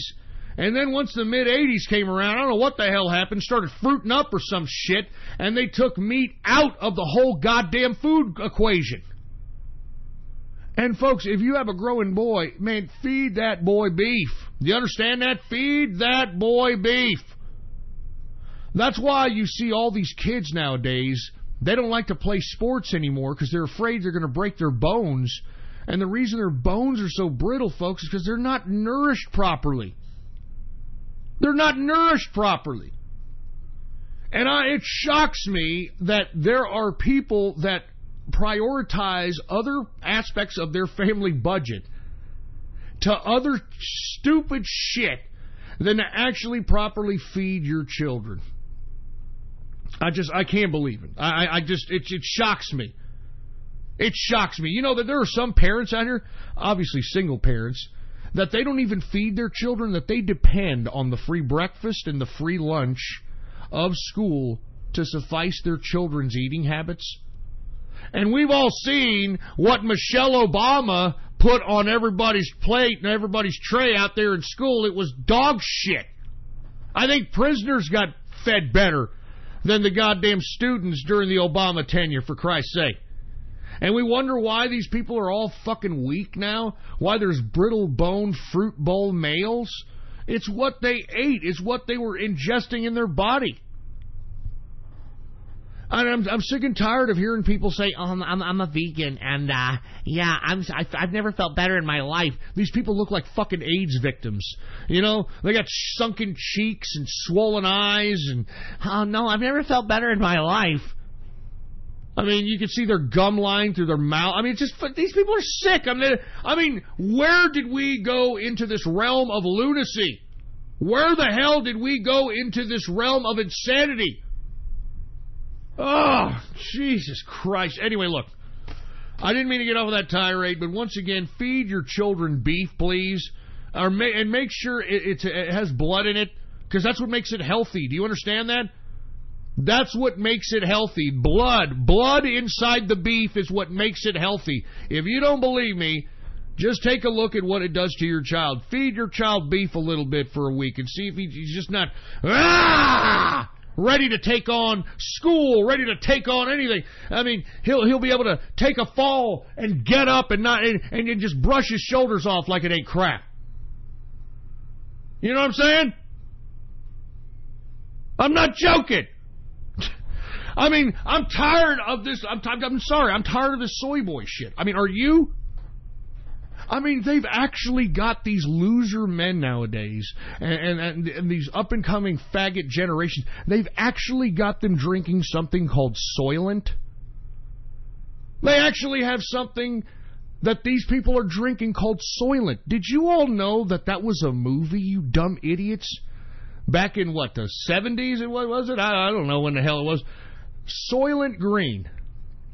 Soylent Green. It was about the future in which we were all destitute subjects and, you know, human beings dependent on the government or whatever authority figure there was out here. And the only thing that they fed us in this movie was Soylent Green. Here is your batch of Soylent Green. Here is your share of Soylent Green. And then, I hate to give the movie away, but at the end of the movie, they realized that Soylent Green were actual people. It was people. It was people. And now they've got these people drinking something called Soylent. I mean, I can't believe that these manipulators of mass people can get away with this stuff. I can't believe people can allow these people to get away with this stuff. Ugh. Anyway, let me get to livestock, okay? This is why we're seeing such decreases, because once again, trade war, yada yada. We got live cattle down 2.83% decrease. We've got cattle feeder down 2.30% decrease. And lean hog, and folks, we already know what to do, right? The fucking ham bone movement. All right, when you pass by these stupid, dumb waste of human flapjack-titted, back-titted fucking pieces of cellulite dripping off their neck, pieces of crap that are riding around in their hover-rounds in a grocery store or shopping mall, all you've got to do, don't confront them, don't harass them, just walk by them and say, "Hambo, fat, greasy-ass, smelly-ass, stinky Hambo. I'm telling you, we need to make America beautiful again." Hey, wait a minute. Didn't fucking Nancy Pelosi say that? God damn it, Nancy! You plastic fakes! Fuck! You ripped me off! We need to make America better looking. How about that? Just need to make them better looking, all right? I mean, enough of these fat fucks, all right? Enough of these fat, jelly-ass, obese, Snorlax pieces of wastes of life. I mean, Have y'all ever heard of this one show? I hate to bring it up, on TLC. It used to be called the Learning Channel. I don't know what the fuck it's called anymore because it's obnoxious, ridiculous, bowels of reality television is what's on that channel now. But they actually have a show called My 600-Pound Life. And I've been flipping the channels as of late, and this shit's always on. First of all, this My 600-Pound Life, always on. And every time I flip it and it's on, it's a new fucking 600-pounder. It's a new 600 fucking pounder. How many of these fatties are we producing in America, man? My 600-pound life. Oh, Jesus. I mean, good God. It's a different fucking fatty. It's a different 600 fucking pound fatty every time I turn on that channel. Jesus Christ, stop eating! Anyway, folks, that's the markets for your ass, all right? Now, let me go ahead and take another drink of this cola here. Good stuff. And let's go ahead and get right into the news. I do want to say what's going on to everybody in the chat room that's chatting. What's going on to Man Bear Pig, Distilling, Insane, Capitalist America, Stagio, Politic Fact equals Fake News. We got, who else is there? The Pet Mexican is chatting in here. Sparked, Hoodie, who else? We get Nat, and that's about it. Blasphemous, what's going on for all these guys chatting in here, making the chat room a little bit active. I appreciate the commentary. I'm watching you guys, baby. What's up? Anyway, let me go ahead and move on to the next subject matter, folks. Let's go ahead and talk about the president. All right, now, I'm glad the president has finally said, you know what, no more Mr. fucking nice guy. No more fucking Mr. Nice Guy, man. We're putting out a zero tolerance policy now for immigration. And you see, this is why last Wednesday, if you take a listen to that broadcast, I sounded so fucking jaded when the president signed that executive order on this whatever child separation nonsense. You know that? I mean, I'm not even. I got upset about it. I was like, Mr. President, come on, man. Come on, this was a political stunt, and I think at this point in time, everybody is starting to understand that. And now that the president understands that everybody does understand that, he's starting to be like, you know what? Fuck immigration. I'm serious. I mean, he's come out like a madman now. He's come out like a madman. Now he says that we should have a zero tolerance on immigration, and we need to deport immigrant, quote, invaders with no judges or court cases. I mean, you're damn right. This is what we need to do, Mr. President. This is what I'm talking about. Yes, yes. There's no need to bow down politically to these Democrats. They don't care, Mr. President. Now, listen, I understand that Donald Trump is a businessman, and what he was trying to do was trying to offer an olive branch so that the Democrats could deal or capitulate in some capacity so that they could come up with some kind of immigration situation. But the Democrats don't want to deal. I don't know what's motivating these people, but we're going to talk about it in a second. These people, in my opinion, want civil war. They're trying to induce civil war. I mean, it can't be any more obvious, folks, all right? It can't be any more obvious. You notice that every one of these Democrats are now utilizing, well, what about those kids? What about those immigrant kids that are being separated from their families? Do you not care? I mean, folks, you had a congresswoman out of California by the name of Maxine Waters going out publicly calling for confrontational violence against Republicans who happen to be pro-Trump. I mean, that's what she said. She said that to a group of people. She said, I want y'all motherfuckers to go out and confront Anybody who's pro-Trump, I want you to go out there and harass these people, whether they're at a gas station, whether they're at a restaurant. I want you to harass them until they say, we're not down with Donald Trump no more. We're not down. We just keep harassing them until they say, we're not down with Donald Trump no more. So basically what Maxine Waters is saying is to threaten and potentially inflict violence on those that are pro-Trump until we finally tell them that we're not pro-Trump anymore. Sounds rather totalitarian, don't you think? And remember, these are supposed to be the party. This is supposed to be the party of openness, of civility. Remember, this was the same party that was talking complete trash about Trump's tone during the 2016 presidential campaign. Do y'all remember that? Y'all remember that? Oh, I don't like Donald Trump's tone. It's just, oh my God. I mean, this is what they have done. This is what the Democrats have done in this political stunt involving this so-called issue.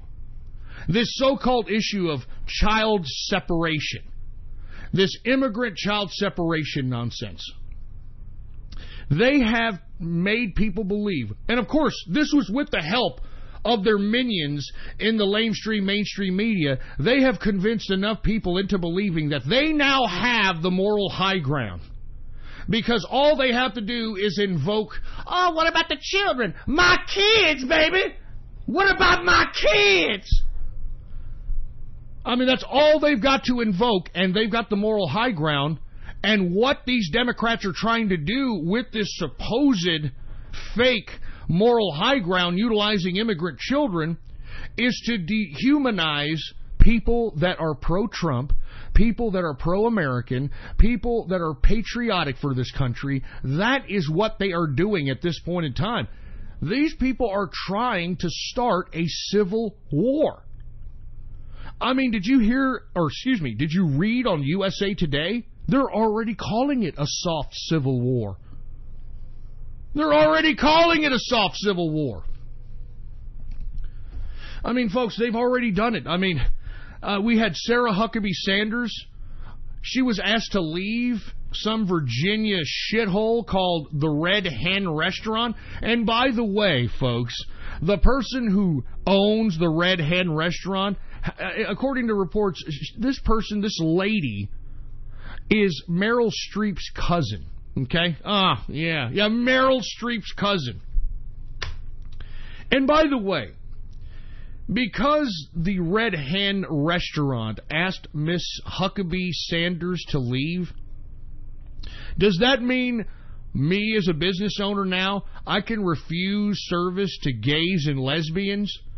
Well, maybe not gays. Gays have a lot of money, so I'm not stupid. I'll take their money. I'll make sure to, throw some Lysol over them dollars, disinfect it, but I'll still take their money. I'll still shake a gay hand, of course, with a rubber glove on it after I commence a sale, but I'm not big. I'm sorry. I'm going to be honest with you. I'm not big on lesbians. And I know people are like, well, Ghost, dude, what about like two chicks, dude? Yeah, that doesn't happen, moron. All right? Have you seen lesbians lately?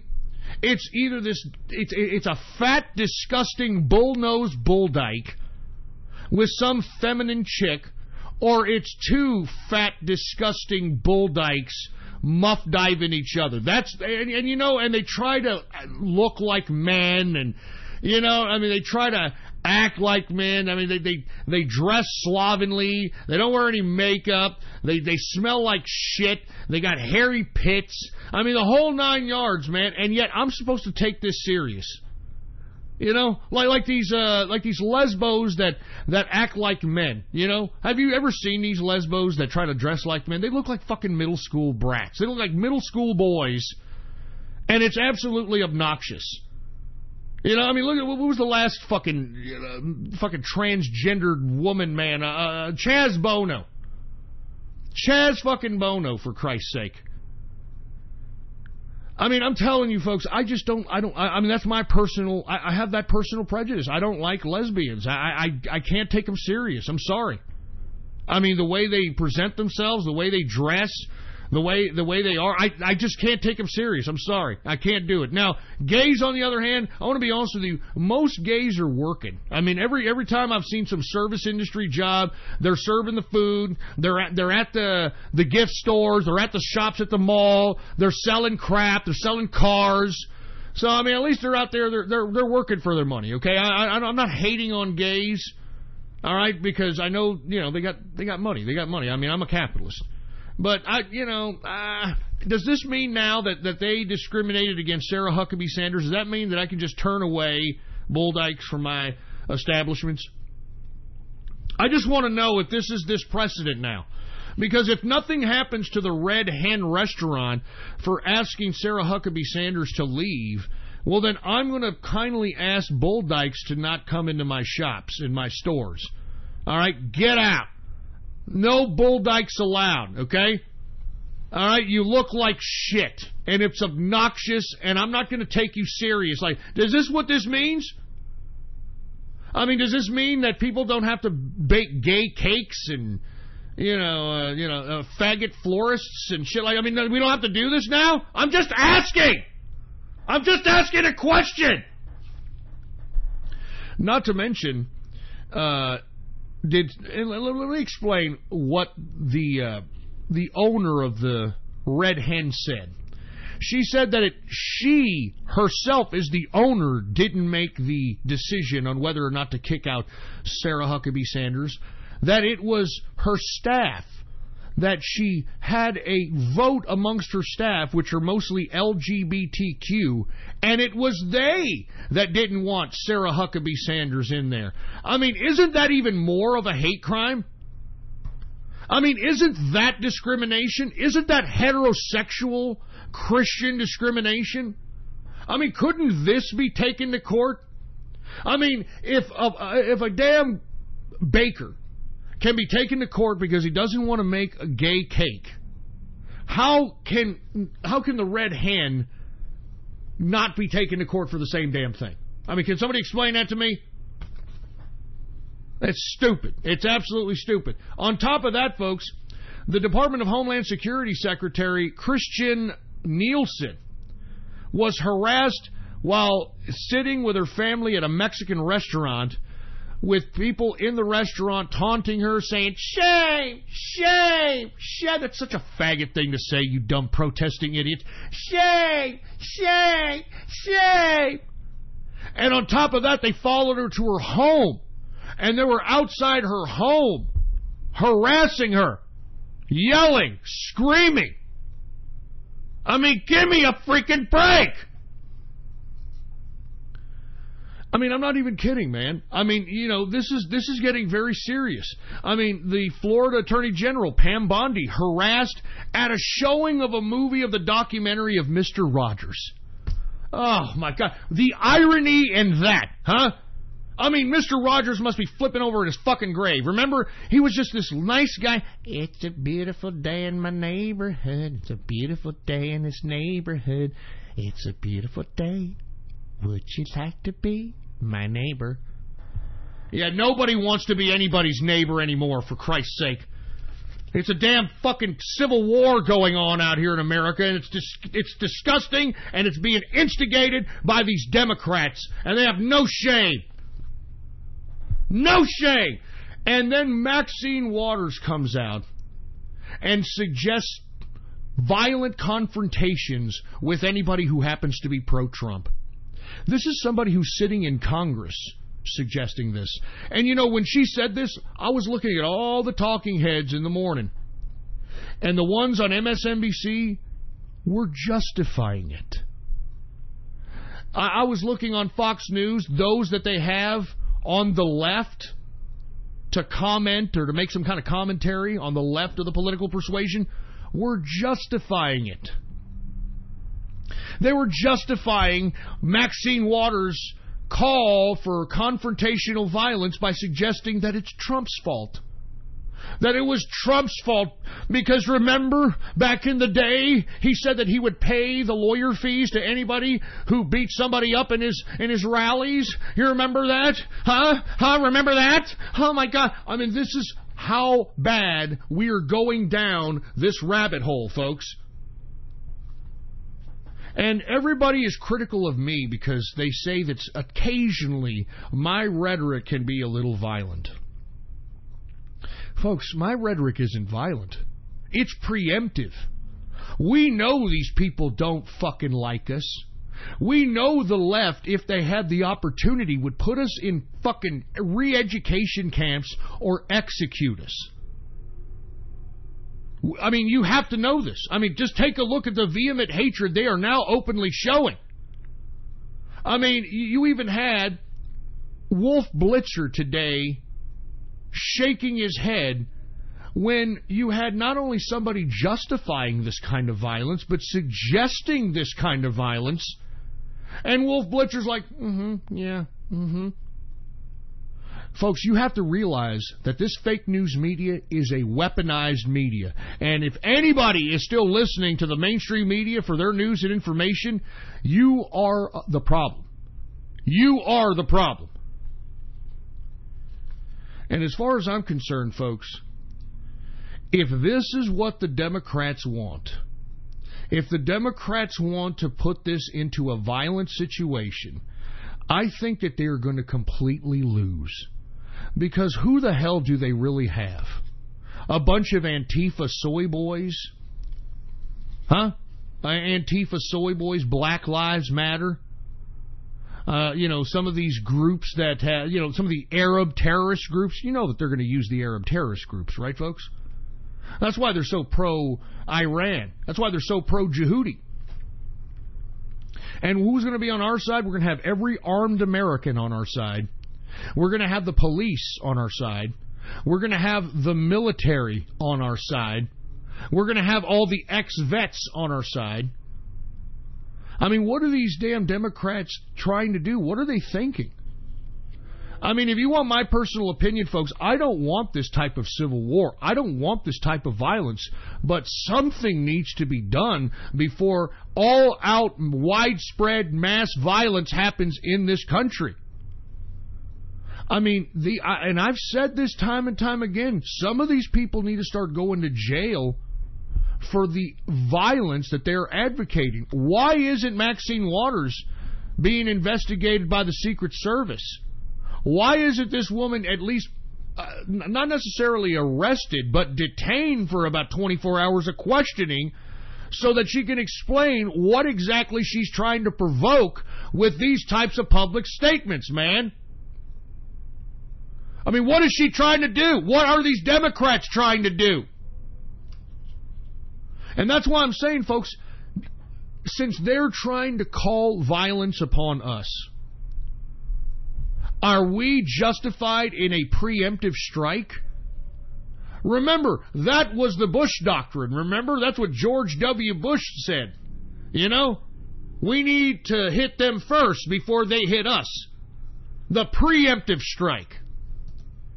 Remember, George W. Bush said it.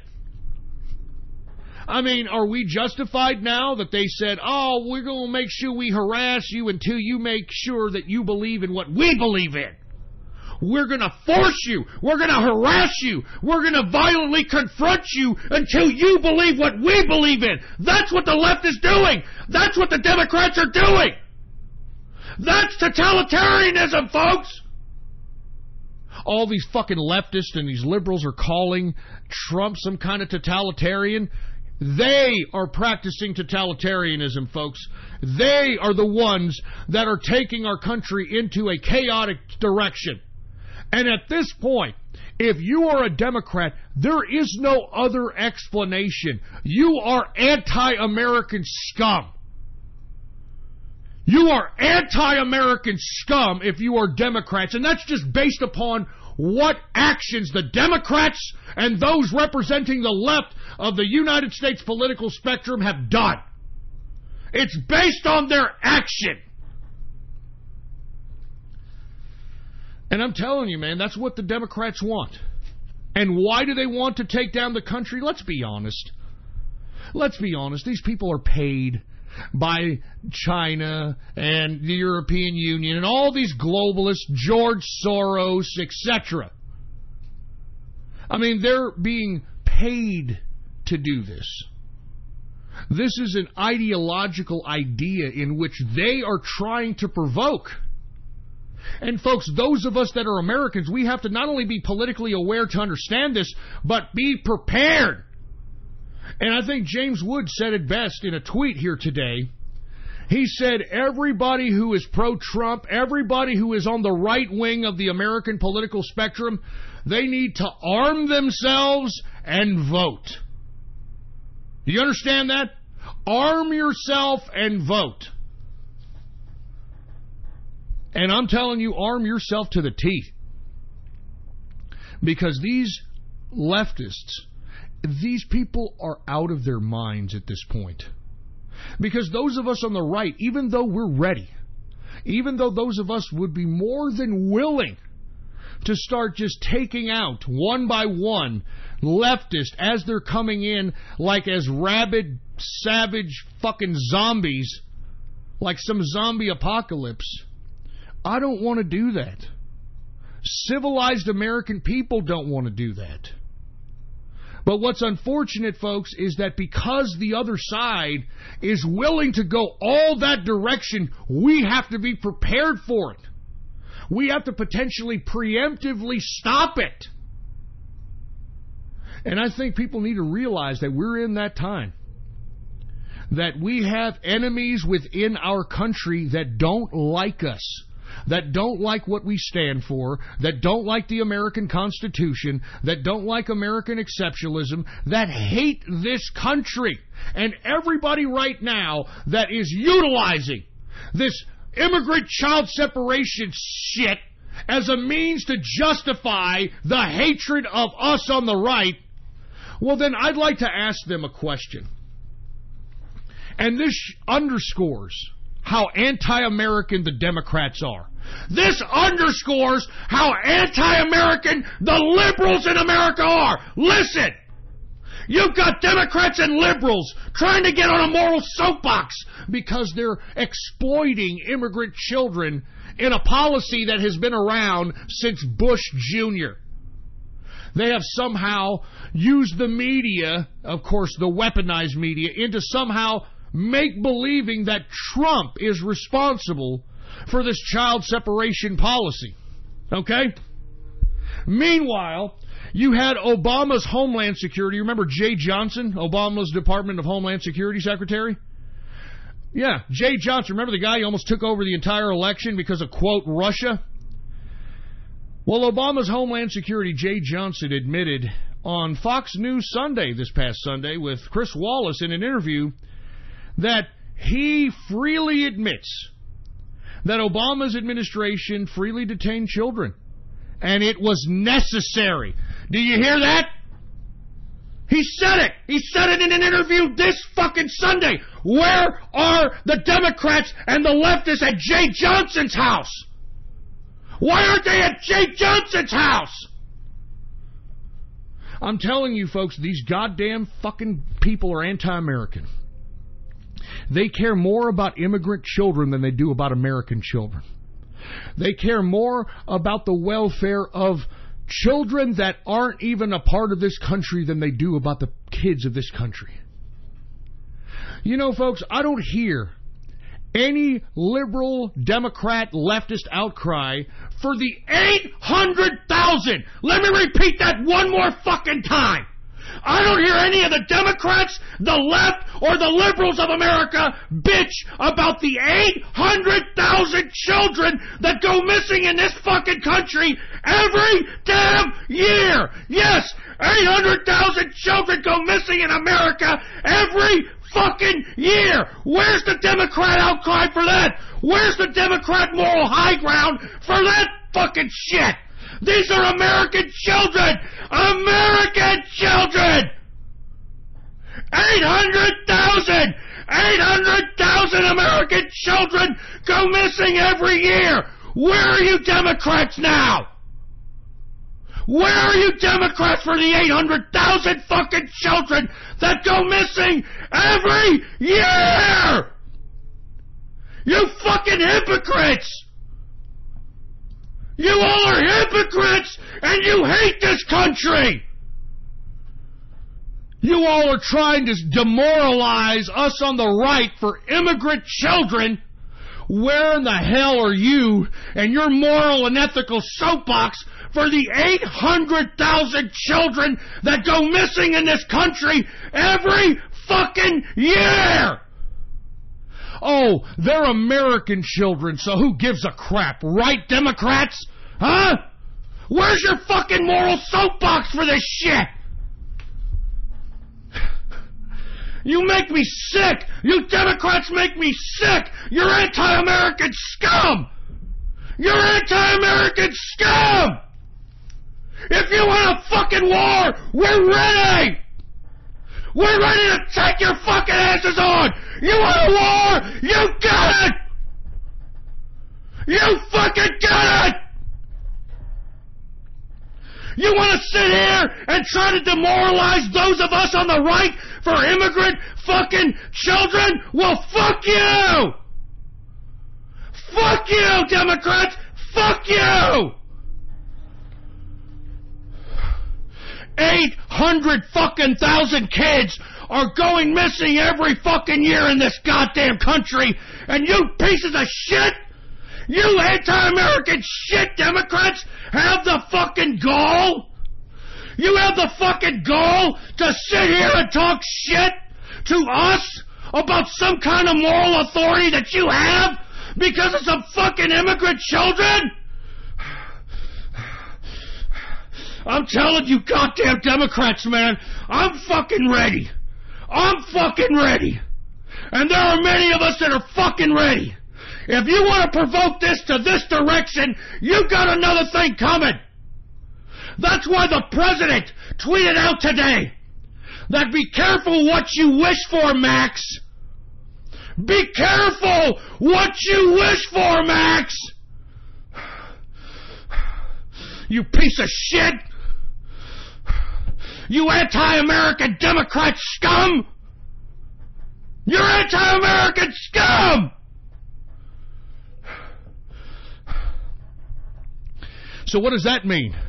Now that they're threatening, I mean, you got fucking Hollywood people threatening the president's son, threatening Barron Trump. I mean, it makes me sick. I mean, what am I going to have to do? You want me to provoke you? Am I supposed to do something? Huh? What am I supposed to say? Hey, I tell you what. I got good cryptocurrency for anybody that can go up to Peter Fonda, Tom Arnold, John Oliver, and all these pieces of shit that are provoking all this crap. I got good hard currency, cryptocurrency for anybody that kicks the living bejesus out of these pieces of shit. Am I justified to say that? Am I now justified? Am I now justified to say that? These people are threatening my president. These people are threatening his son, his wife. Are you fucking kidding me? They're going up to the Department of Homeland Security Secretary's home. You've got Maxine Waters calling for violent confrontations. Am I justified to say that I've got good hard cryptocurrency for anybody who kicks the shit out of these fucking liberals that are trying to provoke violence? Am I justified to say that? Am I? Am I fucking justified? Am I fucking justified? Shit. It makes me sick, man. It makes me sick. And what? And what? The mainstream media going to take that and say, "Look, there's somebody out here threatening. He said he's going to give cryptocurrency to people that whoop leftists' asses." And he's a bad man. He's a terrorist. He's a bad man. Are you fucking kidding me? You fucking idiots started this. All right. You morons started this shit. You fucking Democrats, how dare you, man? 800,000 kids go missing every goddamn year, and you people are trying to threaten our president and his cabinet and people who follow the president because of immigrant children? Of some policy that Obama's Homeland Security, the Obama's head of Homeland Security, Jay Johnson, admitted on Fox News Sunday, this past Sunday with Chris Wallace, that the Obama administration freely detained children, and Jay Johnson says it was necessary. So where the hell are the goddamn protests that Jay Johnson and Barack Obama? Where the hell are they at? Where the hell are they at? Where the hell's the protests? Makes me sick, man. Anyway, look, folks. Arm yourself and vote. That's how serious the 2018 midterm elections are. We cannot afford to have these Democrat lunatics to be in charge of this government. It will throw everything that we've built since 2016 down the shithole. And that's why I'm telling each and every one of you, it is time to arm yourselves and vote. Because by God, I hate to think that the ballot box ain't going to be good enough and that in the end we're going to have to go to the cartridge box. We're going to try to go and do it through the ballot box. But I'm telling you, we're very, very close to going to that cartridge box. That's all I'm saying. Anyway, let me move on, folks, and let me go ahead and talk about this corrupt deep state government that's within our Department of Justice and FBI. Devin Nunes, which is the chairman of the House Intelligence Committee this morning, gave the Department of Justice and FBI until 5 p.m. today to produce the documents that they are, for whatever reason, not producing that have been subpoenaed by the House Intelligence Committee. Remember, they gave them a deadline on Friday. And at the very last hour, the Department of Justice called them, forwarded them some bullshit documentation that was a big nothing burger. And Devin Nunes wants the 1.1 million documents related to the Hillary Clinton email investigation and the Russia-Trump investigation. Now, unfortunately, folks, the Department of Justice said we've already given all we've given, and that's all we're given. And what's really making this a very constitutional crisis is the fact that the House Intelligence Committee has oversight, has authority over the Department of Justice and the FBI. And the FBI and the Department of Justice should be obeying these subpoenas for these damn documents. And what Nunes is alluding to, because he wants to show, and Nunes obviously has privy to this information because he has an intelligence clearance and he's briefed on all this as a congressman. But Devin Nunes has alluded to the fact that not only there were FBI agents that were within the 2016 Trump campaign that were apparently trying to entrap the president. But Devin Nunes, he's starting to allude to the fact that there may have been embedded FBI agents in other political races. And this is why the FBI and the Department of Justice refuse to give these documents, because they don't want to show that the FBI and the DOJ may have been politicized way before the Trump 2016 campaign. And this is why we need to keep our eye on the House Intelligence Committee in relation to these documents, because what the Department of Justice and the FBI are doing by not providing the documents subpoenaed by the House Intelligence Committee is causing a constitutional crisis. The House Intelligence Committee has oversight over the Department of Justice and the FBI. The FBI and the Department of Justice are acting like rogue institutions.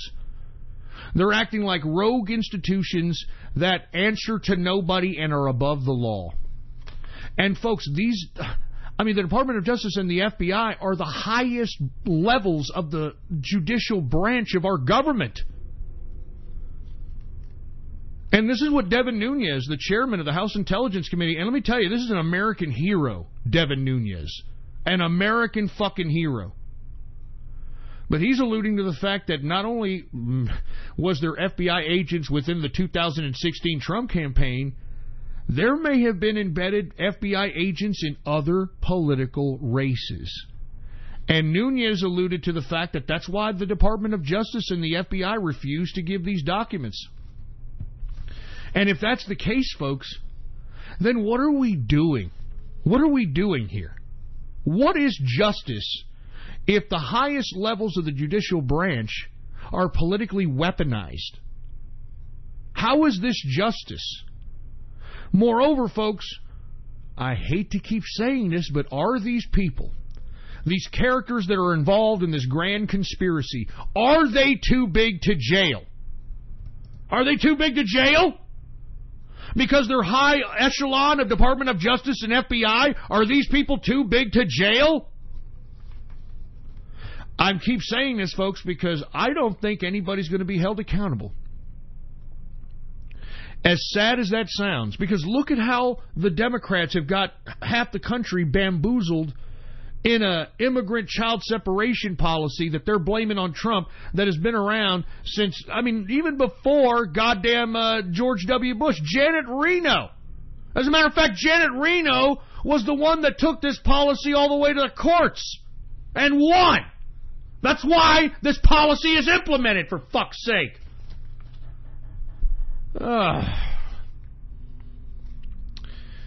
Anyway, folks, once again, I don't know what's going to happen with this.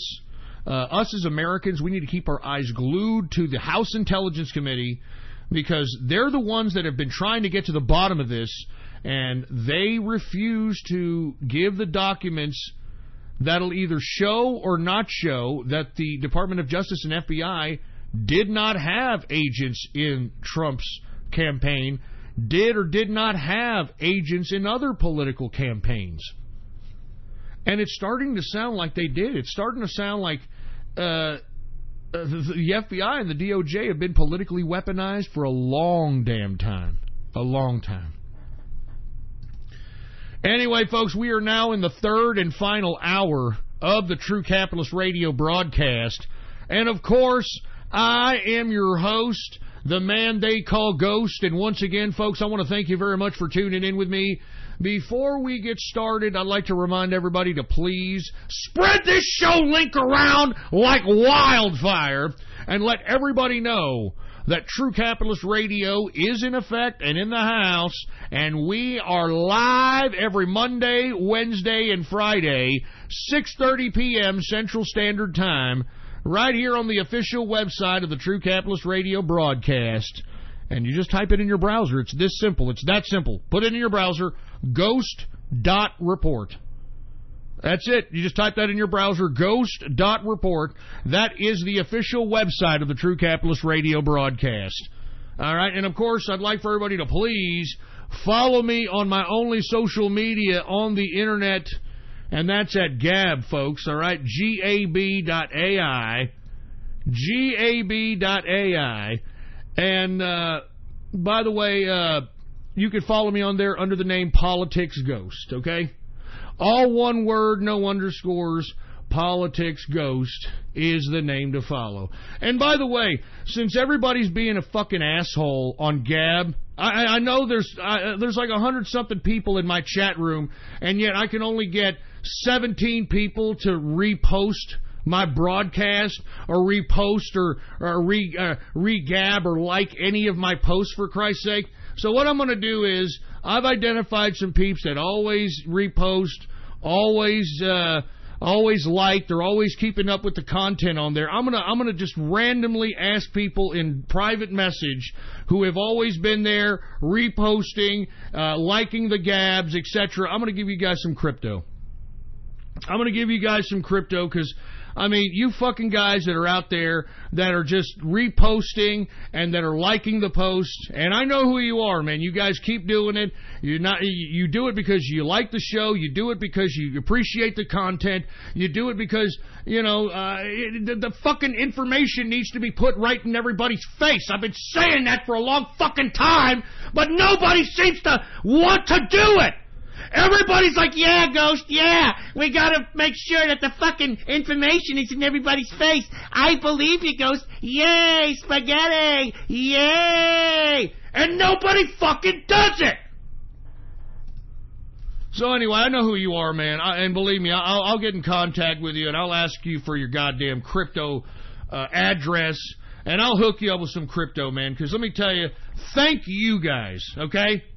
Thank you guys for constantly reposting, constantly liking. Thank you guys. I fucking appreciate it, man. Every other one of you motherfuckers, go fuck yourself, okay? Seriously, it's just a fucking click, and you guys are being a bunch of faggots about it. So, hey, you know what?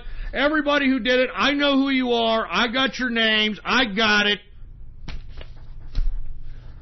I'll be private messaging you guys soon enough and letting you guys know. Anyway, let me move on, for Christ's sake. I'm just saying, I mean, it's serious business, man. We're in a day and age where information is everything, and you guys are just like, yeah, okay, I'll do it, Ghost. I'll repost. You don't repost shit!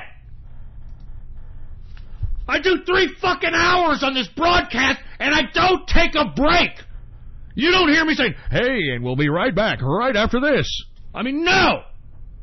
3 fucking hours, and by the way, I don't get paid for this fucking goddamn broadcast. Listen, I appreciate everybody in the True Capitalist Radio chat room. I love these guys. As a matter of fact, these are great groups of people in here. But, I know that these guys pay $5 a month to be in here, and we got about a little under 100 people. Like a little over 100 people. Gab takes their cut because I do the transaction through Gab. So they take $1 right off the back. So I get $4. Okay? $4. So I basically make $400 a month now on this broadcast. When I was at Blog Talk Radio, I was making on average $4,000 a month. Okay? So that's why, folks, I've changed the format from, being entertainment for tards, which at one point paid a little money, to, now that I'm not making any of it, I'm going to do the broadcast how I want to do it. And we're in fucking serious times. We're in serious fucking times, for Christ's sake. And, everybody's like, yeah, Ghost, I'll do it. Yeah, okay, I understand the information. Yeah, wah, yeah. And nobody's fucking regabbing. Nobody's liking. Nothing. So once again, all you guys that have been doing it without me even having to fucking suggest it, thank you guys. You guys are true capitalists. You guys care about this country. You guys care about Trump. You guys care about capitalism. All you other fucking guys, fuck you. All right? All you people that refuse for whatever reason to repost and like the fucking gabs, fuck you. You're a fucking lazy faggot. All right? I'm sitting here giving you 3 fucking hours of my time, giving you the straight political dope, giving you free economic and business information, and you fucking people can't even fucking like and post a fucking Gab post? Go fuck yourselves. Seriously. Y'all are like a bunch of fucking leftists, for Christ's sake, man. I'm not even asking you fucking people for anything. Just a fucking click. Just a fucking click. And you want to know why? Listen, if you don't like me or whatever, even if you just take the fucking information that I post and post it on your shit or post it on another social media, for Christ's sake. I don't care about the fucking credit. It's about the information, you dicks. Shit, man. Anyway, I know who you are, folks. Believe me, I've been watching. I know who guys always that regab, that repost, that like. I know who you guys are, so don't worry about it. I know everybody and their brother now all of a sudden is starting to like and repost, but go fuck you, all right? Anyway, once again, the deadline for the DOJ and the FBI to hand over the documents relating to Hillary Clinton's email investigation and Russia Trump to the House Intelligence Committee ended at 5 o'clock Eastern Time. All right. Now, once again, the House Intelligence Committee, chaired by Devin Nunes, wants to know about FBI agents embedded inside the 2016 Trump campaign. And what also Devin Nunes alluded to was the fact that this goddamn agent from the FBI that was embedded within the Trump campaign, this FBI agent was embedded way before the actual Russia-Trump investigation in July of 2016. And like I was saying, it's as if Devin Nunes was alluding to the fact that FBI agents were in some way trying to entrap Trump because they were there embedded within the goddamn campaign prior to the July 2016 official investigation into Russia-Trump activity.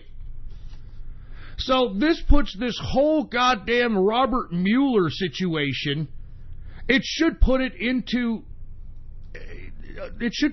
extinction. I mean, I don't understand why Robert Mueller still has any kind of authority at this point, considering that, what was it, 3 out of the 5 anti-Trump FBI agents in the Inspector General report that was released last week, 3 out of the 5 anti-Trump FBI agents were on Robert Mueller, or still are on Robert Mueller's special counsel.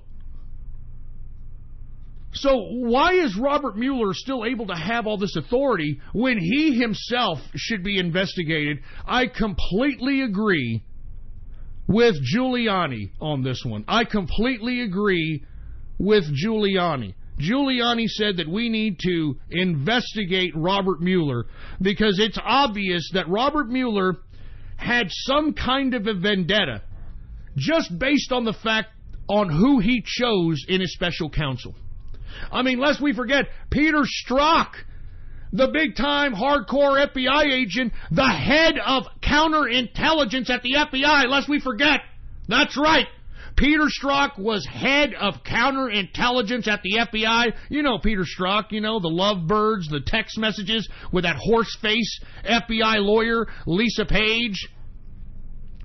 Peter Strzok, not only was he on Robert Mueller's counsel, not only was he the head of counterintelligence, folks, he was in charge of both the Hillary Clinton email investigation and the Russia-Trump investigation. Peter Strzok, he was in charge of both of them.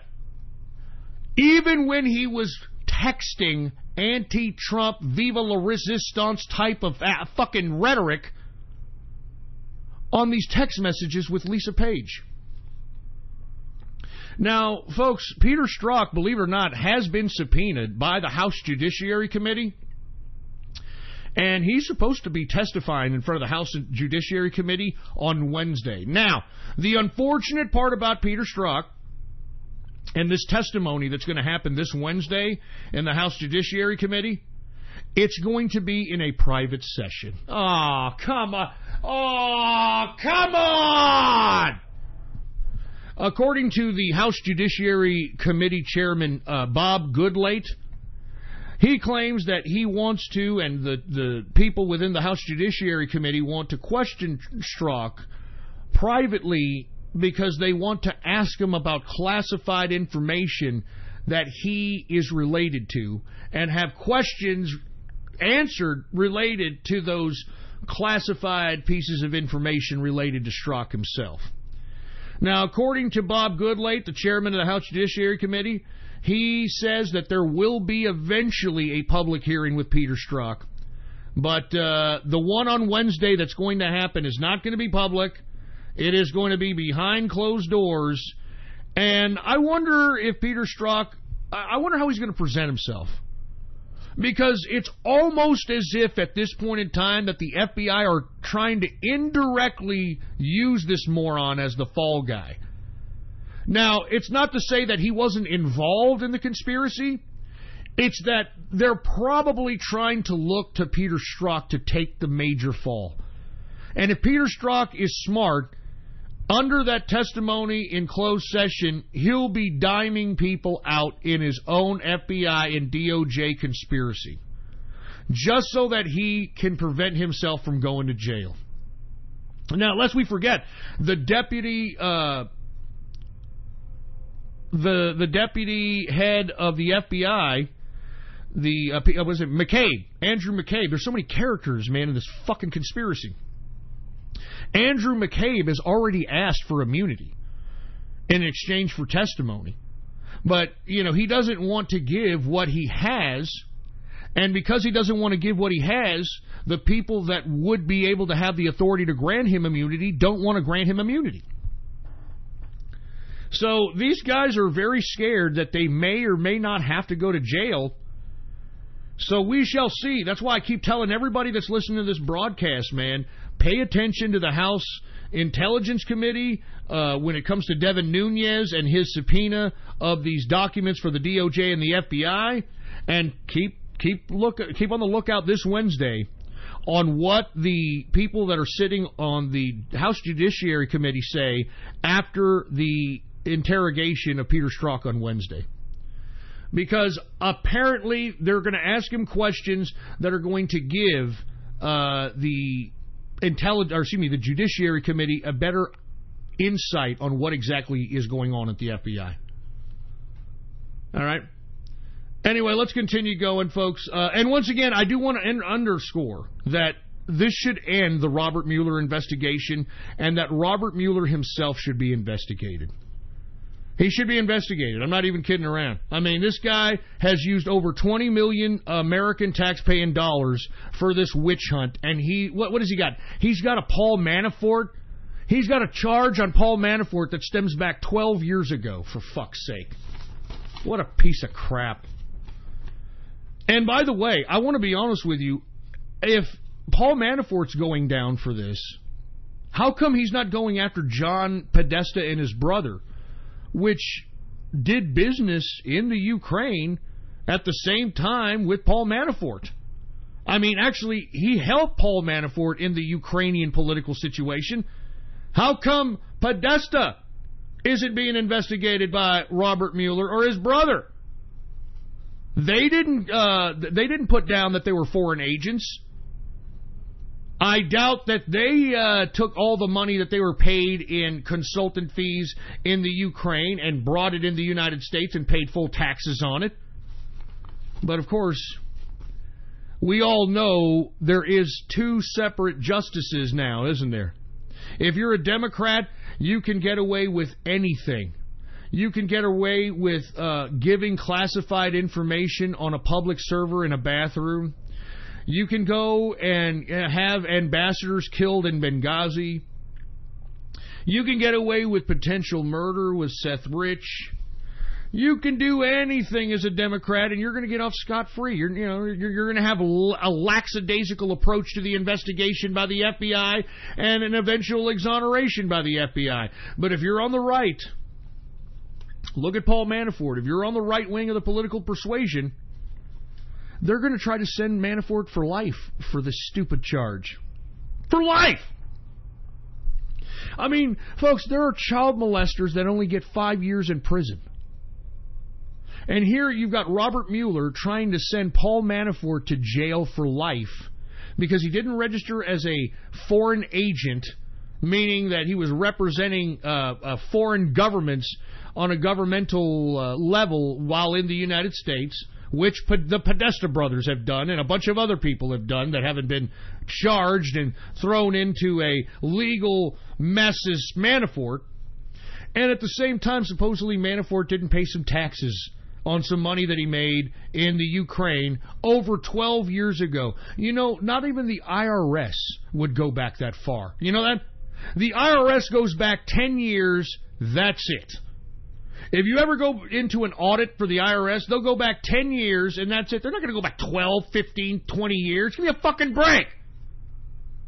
And that's what Robert Mueller's doing to Paul Manafort, man. I think it is a terrible tragedy of justice.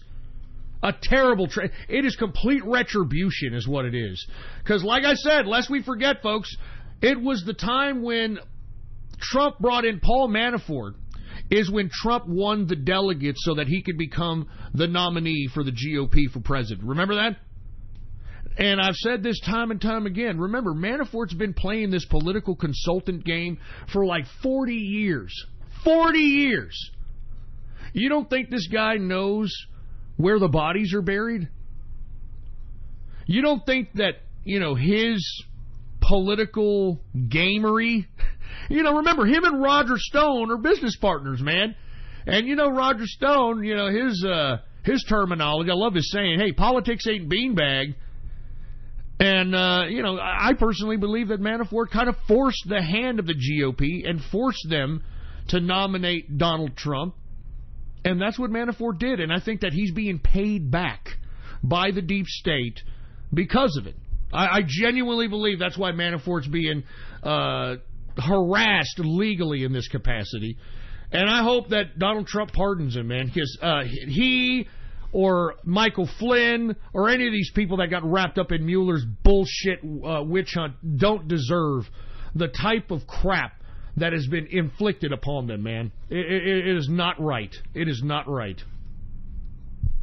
Anyway, let's go to some international news, folks. Now, I don't know if you watched the Turkish elections over the weekend, but womp womp. Erdogan is the president until 2025 now. That is correct. It is Erdogan's Turkey. Now, I want to be honest with you. He obviously didn't run a fair election. Remember he was media blackout any of his political opponents. He was trying to harass people on the election day, had some of his soldiers harass people at the polls, etc. All your quintessential political rigging games. But he won, and what does this mean? What does this mean exactly? Well, it means that, folks, we're going to be hearing a lot about Erdogan because I think this is how he's going to react. This basically gives him full-fledged authority to do whatever the hell he wants to do. He is a complete totalitarian ruler. And it took these snap elections to legitimately justify his totalitarian rule. Now, as I stated back in July of 2016, when he threw the fake coup on himself, what did I say was his ambition? Erdogan's ambition is to be the new head of the Islamic world. And he's been trying to do it. I mean, he's been trying to provoke the Islamic world. He's been saying things like, we need to go against Israel. We need to unite the Muslims against Israel because of Palestine and all this shit. All right? And moreover, I don't know if you've seen, he did exactly what I suggested he was going to do right after the coup. He went right into certain parts of northern Iraq, right into northern Syria, and now he's pushing further and further into Syria. Now, I don't know what the hell is happening in Syria, folks. You've got Russia supposedly there to keep the peace, whatever the fuck that means, basically to protect Assad. The Russians are protecting Bashar al-Assad. Same with the Iranian forces that are embedded within Syria. But then you've got Turkey coming in and Erdogan saying that Assad needs to go, that he needs to be overthrown. Yet Turkey is a somewhat ally of Russia at this point, lest we forget. Last November in Sochi, they signed a military arms agreement. I mean, so that's pretty ally, if I don't say so myself. And Iran as well. I don't know how the Turkish and Iran get together, but I mean, there's a really big clusterfuck happening in Syria. And I personally believe that Erdogan is going to try to incrementally get more and more land that was once occupied by the Turkish Ottoman Empire. And that's exactly what his next conquest is going to be. Now that he has this power solidified within his government, he is going to utilize the full authority that he has under his presidential powers to expand the old Ottoman Empire and to grab as much geopolitical area that once was under the control of that Ottoman Empire. He's even invoked the name, the Ottoman Empire, in several speeches. So he is going to be a little bit of a thorn in the side in the Middle Eastern theater of combat. Because as I've suggested, what the current Middle Eastern policy for the Trump administration is, and I said this during those fake Syrian strikes, those cosmetic Syrian strikes that Trump did back in early 2016, I said this was the policy, and as chain of events unrolled, it's starting to look like the policy because it is. The new policy is to pit Saudi Arabia against Iran so that you cause this war amongst the two variants of Islam, and then the military theater becomes the Middle East itself. And all these Yehudis, all these jihadis that are all over the world hating the West and hating Western civilization and taking trucks and running people over in France and shit, these people are going to go from there back to the Middle East so that they can fight jihad. That's what they did back in Afghanistan when they comprised the Mujahideen against the Russians, and that's exactly what's going to happen here. Now, there's another question. Why? Why do we need Saudi Arabia and Iran pitted against each other at war? Because, first of all, we need to, for a lack of a better term, we've got to thin the herd of Muslims in this world today. There are over 1.2 billion Muslims in the world, and you've got to somehow thin the herd of these folk so that they become less of a danger to world civilization. Because these people are starting to become a danger to world civilization. I mean, let's not beat around the bush about it. And because they'll be in the theater of combat in the Middle East fighting each other, not only will they'll be thinning the herd, but there'll be less terrorism in Western civilizations. And moreover, they'll be doing so much fighting amongst one another that at some point either one side's going to kill the other side off, or they're both going to do so much fighting that they're going to be like, wait a minute, why are we doing this? Why are we killing each other? Why are we doing this? Because, folks, it doesn't seem like Islam is going to learn anything, and it only learns by accident, and it's got to learn by example. And I think, unfortunately, this has to be the foreign policy, and it's starting to go that direction. I mean, take a look at all the foreign policy actions by the United States. Take a look at Israel taking pop shots at Iran. I mean, we want Iran to fall, all right? Because the Iranian people want them to fall. But then you got Erdogan, right? Erdogan, he's much like, you know who I can compare Erdogan to right now? To Mao Zedong, when he was just a communist rogue bunch of peasants in the 10,000-mile march, and he began flanking the Japanese and Chiang Kai-shek's nationalist Chinese forces. Because lest we forget, the whole reason why Japan bombed Pearl Harbor was to invade China, because America at the time had an open-door policy with China, and we would send our fleet that was at Pearl Harbor to defend China if in an invasion. So it was a calculated decision that the Japanese go to Pearl Harbor, deplete our naval fleet, and then go right into China and invade it. And once Japan invaded China, and Chiang Kai-shek, who was in charge of China at the time, and the Chinese nationalists, when they engaged the Japanese, the Mao Zedong communist forces would flank these sons of bitches while they were fighting each other. And it was that strategy that basically won Mao Zedong the whole country of China. So now that Erdogan is this kind of Mao Zedong-like character in the middle of this Middle Eastern policy, I think it becomes a big thorn in the side of trying to bring a war between Saudi Arabia and Iran. And we shall see what the hell Erdogan is going to do. I think he's capable of doing anything. I think that we'll wake up one day and see that Erdogan just went into a province, took it over, went into another province, took it over, and all these little areas that he's going to take over, once we're a part of the Ottoman Empire, is what he wants. He wants to be the leader of Muslims. He wants to be like the Osama bin Laden of the Muslim world. I'm serious. I'm not kidding. Anyway, speaking of Iran, folks, did you hear? Massive protests in Iran, baby. Yes! I told you all back in 2009. Do y'all remember this?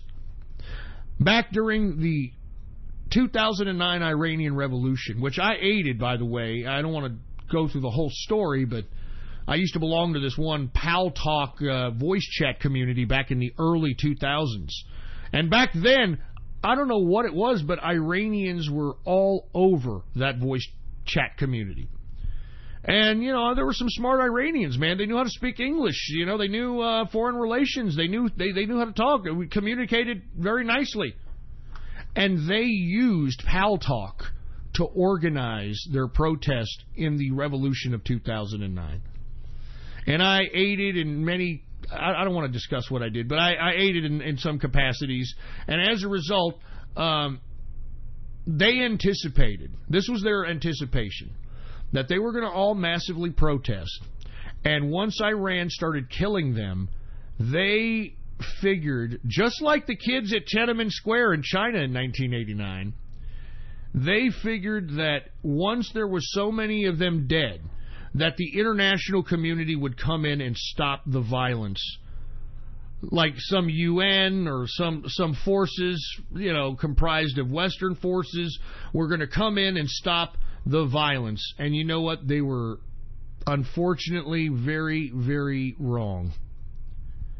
And that's why, if you go back to the archives during those days, and those archives are still up, folks, you can go back to the old school archives at blogtalkradio.com/ghost. They're still there. In 2009, I was calling for anybody to aid the revolution in Iran. Anybody to, even in a clandestine situation, aid the uprising in Iran. But it fell on deaf ears, folks. And all the Iranian Authority had to do was not only kill the people that were protesting, but they went after their families and executed their families as well. And that quashed that uprising up until now. The 2018 uprising of Iran. And folks, these people, they're uprising in not just like bullshit provinces in Iran. Tehran, which is the capital of Iran. I mean, there was so much protesting, folks, that they shut down Tehran's Grand Bazaar, which is their big marketplace where everybody kind of, you know, conducts business and trades and sells product and stuff. Their Grand Bazaar was closed because there were so many damn protests against the government, against the Ayatollah.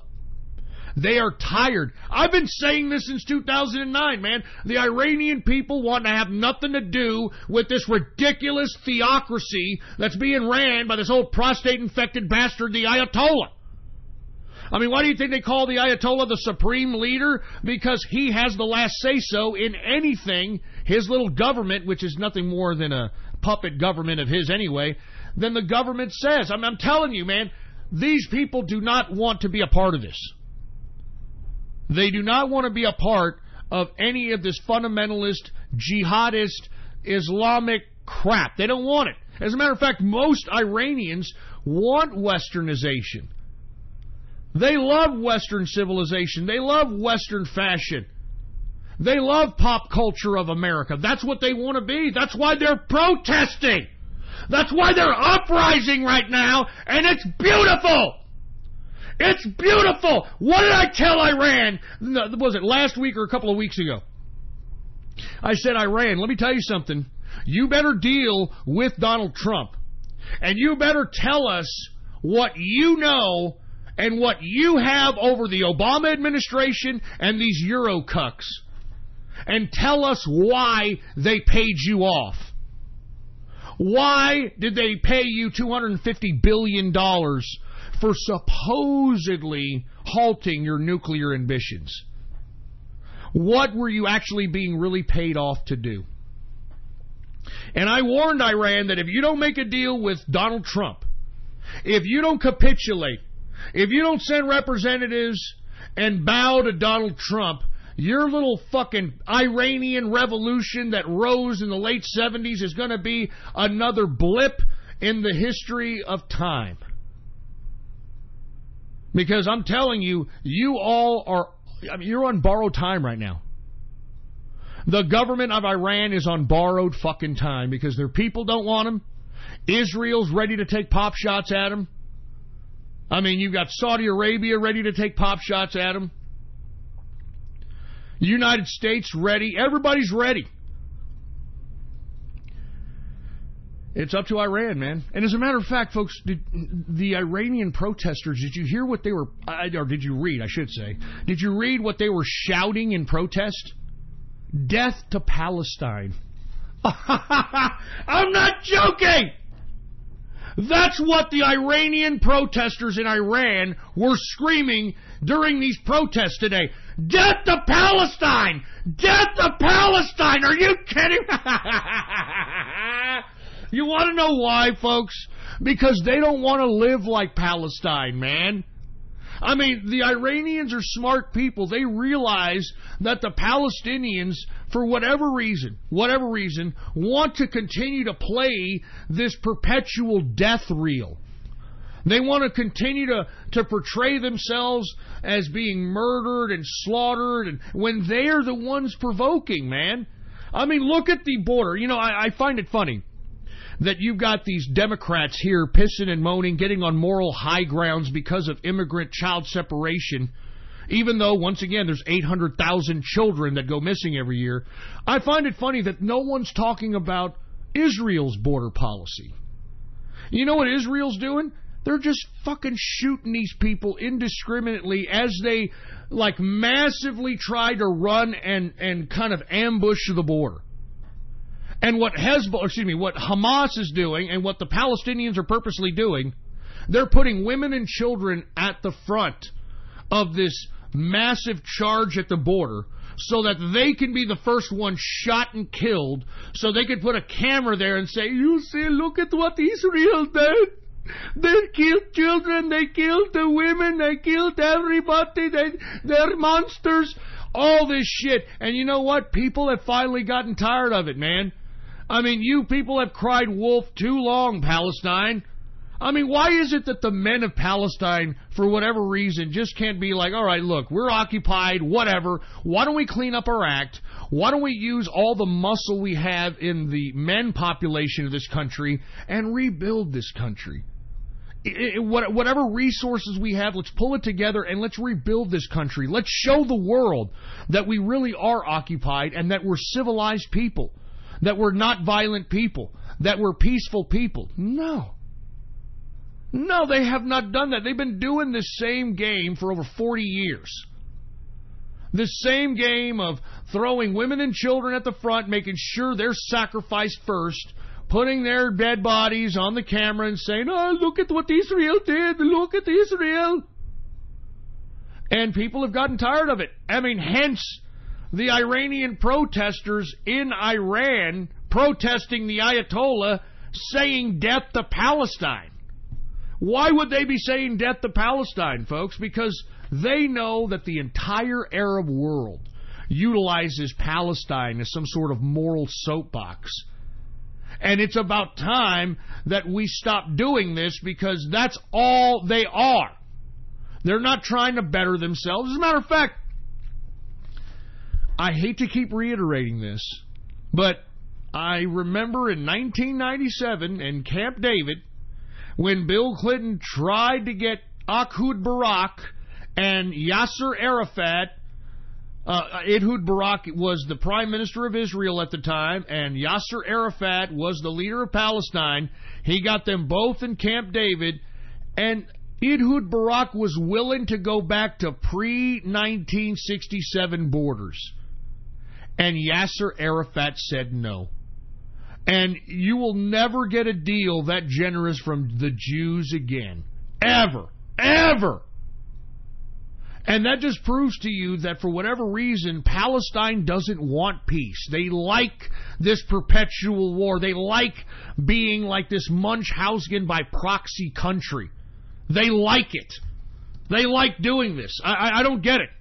I mean, even as recent as this week, Jared Kushner, the president's advisor, he was out there trying to talk to the Palestinian Authority, and even he's saying that he's not really sure if the Palestinian leaders even want peace. He's not even sure what the Palestinians want, period. And this is what's really the cause of all this ruckus in the Middle East. I'm just saying.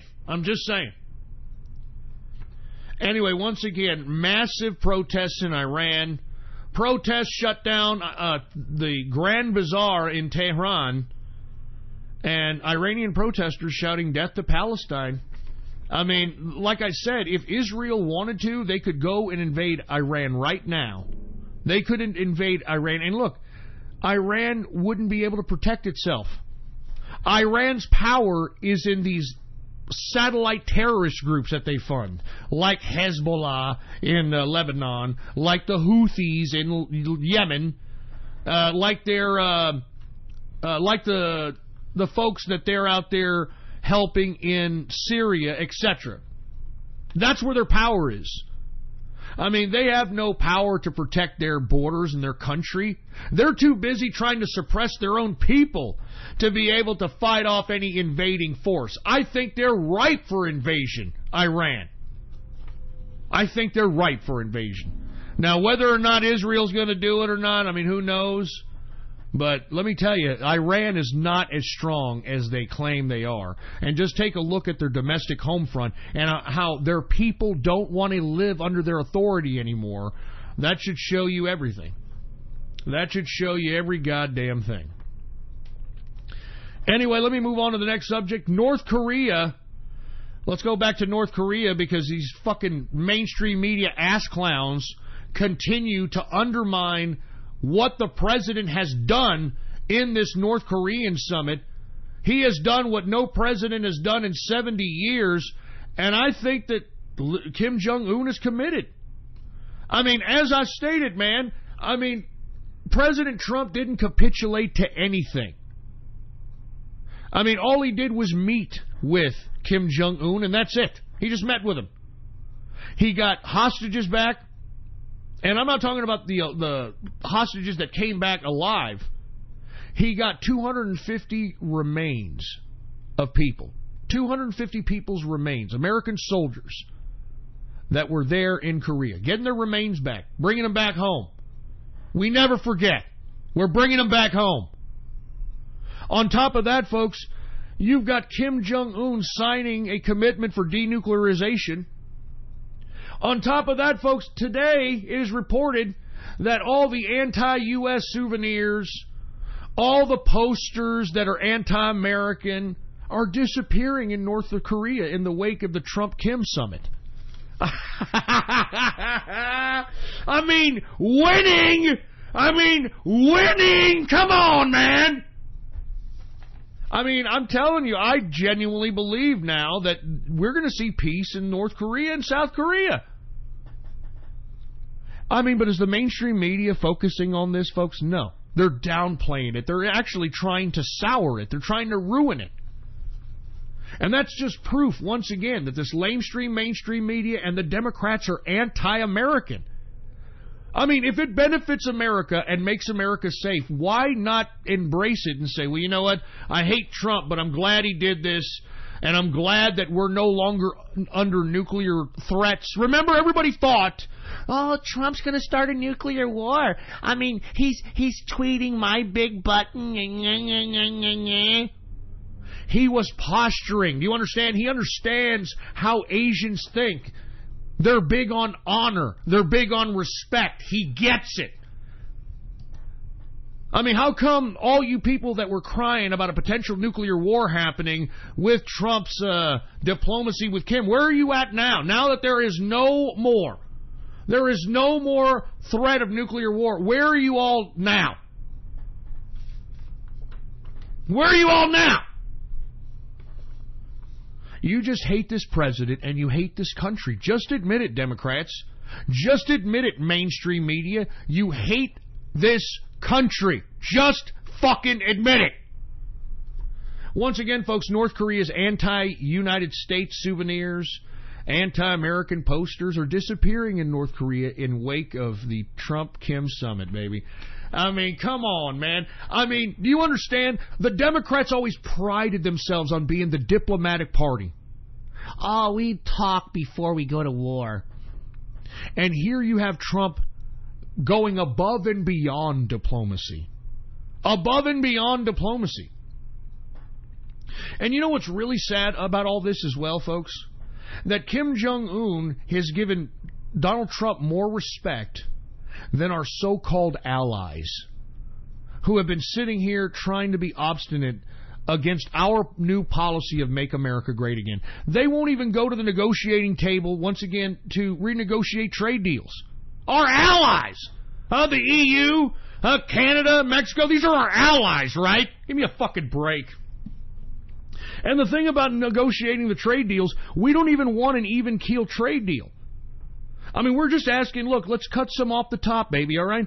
I mean, hey, China, instead of us sending you $600 billion on an annual trade deficit basis, how about we just send you about $350, $400 billion? No. Hey, Canada, why don't you do something? Why don't you cut down that 250% tariff that you have on the United States milk? Why don't you cut down these tariffs that you have on United States goods? No, we're going to keep taking advantage of you and then keep talking garbage about you, every time we can, because that's what Canada does, Hey, Mexico, why don't, the $100 billion that we send you on a trade deficit basis on an annual basis, either cut that down or let's make a deal to where we can offset what we're taking away from China, give it to you so you can manufacture our goods, and it'll be cheaper shipping costs because you're right across the effing border. But, of course, you're not hearing that from Mexico. They're like, no, we're not going to build your fucking wall, man. We're not going to build your wall, ese. Yeah, these are our allies, right? Our fucking allies. How sad. How goddamn sad. I mean, like I said, North Korea's Kim Jong-un's given more respect to Donald Trump than our allies and some of these asshole American people out here. It's just fucking sad. It's just fucking sad. Anyway, let me get to the last subject matter of the broadcast, folks, okay? Are corporations forcing the UK to abandon Brexit? Have you heard about this, folks? Now, I want to be honest with you. I'm not very keen on Theresa May's fucking soft Brexit and her kicking the can down the road approach for 2 years to propose a soft Brexit. Her cowering to the goddamn EU. But it's taken up to this point to come up with some, quote, soft Brexit. And it looks as though that the corporations that are based in the UK don't like it. They don't like it. Airbus, which makes and manufactures airplanes, and BMW and other companies are threatening to leave the UK if Prime Minister May's Brexit deal is passed. Can you believe this? Can you believe this? Now you've got corporations in the UK dictating policy. And this is getting dangerous, folks, because corporations should not be dictating policy in this regard. I mean, we're starting to see it in the United States. In the United States, you've got banks that'll now freeze your account if you attempt to purchase a gun through any of their instruments, whether it's a debit card, whether it's a check. I'm not kidding. You've got financial institutions in this country who will freeze your bank account if you purchase a gun. When did corporations all of a sudden become moral authorities? I mean, this is getting sick, folks, and this is sad, and everybody in the UK should be pissed off right now. Now, aside from the fact that Theresa May's soft Brexit sucks, you should be pissed off that you've got Airbus and BMW and other corporations threatening to leave the country because of this Brexit situation. And I think it's shitty. I think that how dare you corporations attempt to use your economic leverage as a means to dictating policy for the country. I mean, lest we forget, Brexit was a people's vote, right? That just goes to show you how Britain honors the people's vote. I mean, you don't really have much of a vote in anything, man. I feel bad for the people in Britannia because it's obvious that even though they voted to get the hell out of the EU, they're not going to do it. It's never going to happen. You've got so many entities that are trying to stop this. It's not just the corporations. Airbus, BMW, and other corporations threatening to leave the UK if May's Brexit is passed. You've also got institutions like the Health and Human Services bureaucracy in the UK. They're threatening to either go on strike or shut down if certain components of Brexit are implemented. I mean, do you understand? You've got entities within the government, corporations, working in collusion to dictate the policy of the UK. I mean, does anyone else find this dangerous? I mean, this is unbelievably dangerous here, folks, and we should not be accepting this one bit, especially you people in the UK. Especially you people in the UK. You should be up in arms. Where's all the leftists, by the way? Where's all the Jeremy Corbyn assholes that should be up in arms saying, hey, wait a minute, corporations. How dare you, Airbus and BMW, threaten our jobs, threaten our economy because of Brexit? How dare you? You don't care about the worker. You don't care. You don't hear that, do you? You don't hear them. You don't hear them at all. You don't hear Jeremy Corbyn. You don't hear the Labour Party. You don't hear Dick. And I feel bad for Britannia because I think that's about it. I think Britannia's over. It's over, and we're not going to see anything come of this Brexit situation. I think that Brexit is nothing more than a nothing burger at this point. There's not even a reason to dream it, think it anymore. I'm telling you, there's not even a reason. I'm sorry for you guys in Britannia. I am sorry, but come on, man. Give me a break. All right, we got about 10 minutes left here. I'm done with my agenda. Let's go ahead and let's talk a little bit about some headlines from Drudge. For you folks that don't know, go to drudgereport.com right now. I'm going to be reading off the headlines. If you don't know drudgereport.com, it's a very good news aggregation site in which you can kind of... I like Drudge, man. He links to a lot of pretty good articles. He does get a little kookster at times, and you can definitely tell his gay agenda, because he is gay. I have nothing wrong with gay people, but, you can tell he's trying to push that agenda with some of these headlines. But either way, it's a pretty good, well-rounded approach of looking at big headlines that have come across the news wires. So I appreciate it. I hope you do, too. Let's go to drudge.report. Let's read some headlines. Above in the top left-hand corner, we have, of course, a picture of Maxine Waters. Headlines, ready to rumble. Maxine calls in the mob. Trump aides urge to get guns. Staffers, allies watch their backs. LA Time page on Tuesday. Resist too far? ? Even low-level officials bullied. Media's anti-Trump rhetoric increasingly violent. Homeland Security employees warned of threats. Burned animal carcasses left on porch. What the fuck? Are you kidding me? Oh my God! Oh my God, man! I can't believe this crap. Who? Where did they leave burned animals at? Here, let's see this. Let's see this here. Increasing threats to Homeland Security include burned animal carcasses left on staffer's porch. This is out of ABC Radio. Department of Homeland Security employees are seeing violent threats with greater frequency because of the president's immigration policy, according to an official with knowledge of a recent threat assessment. The department determined that there was a heightened threat against DHS employees in response to recent government action surrounding immigration, according to a letter sent to employees over the weekend. Once again, folks, these people are willing to commit violence because of some immigrant children, and yet we have 800,000 children that go missing every year. And where are their protests? Huh? Where are their protests?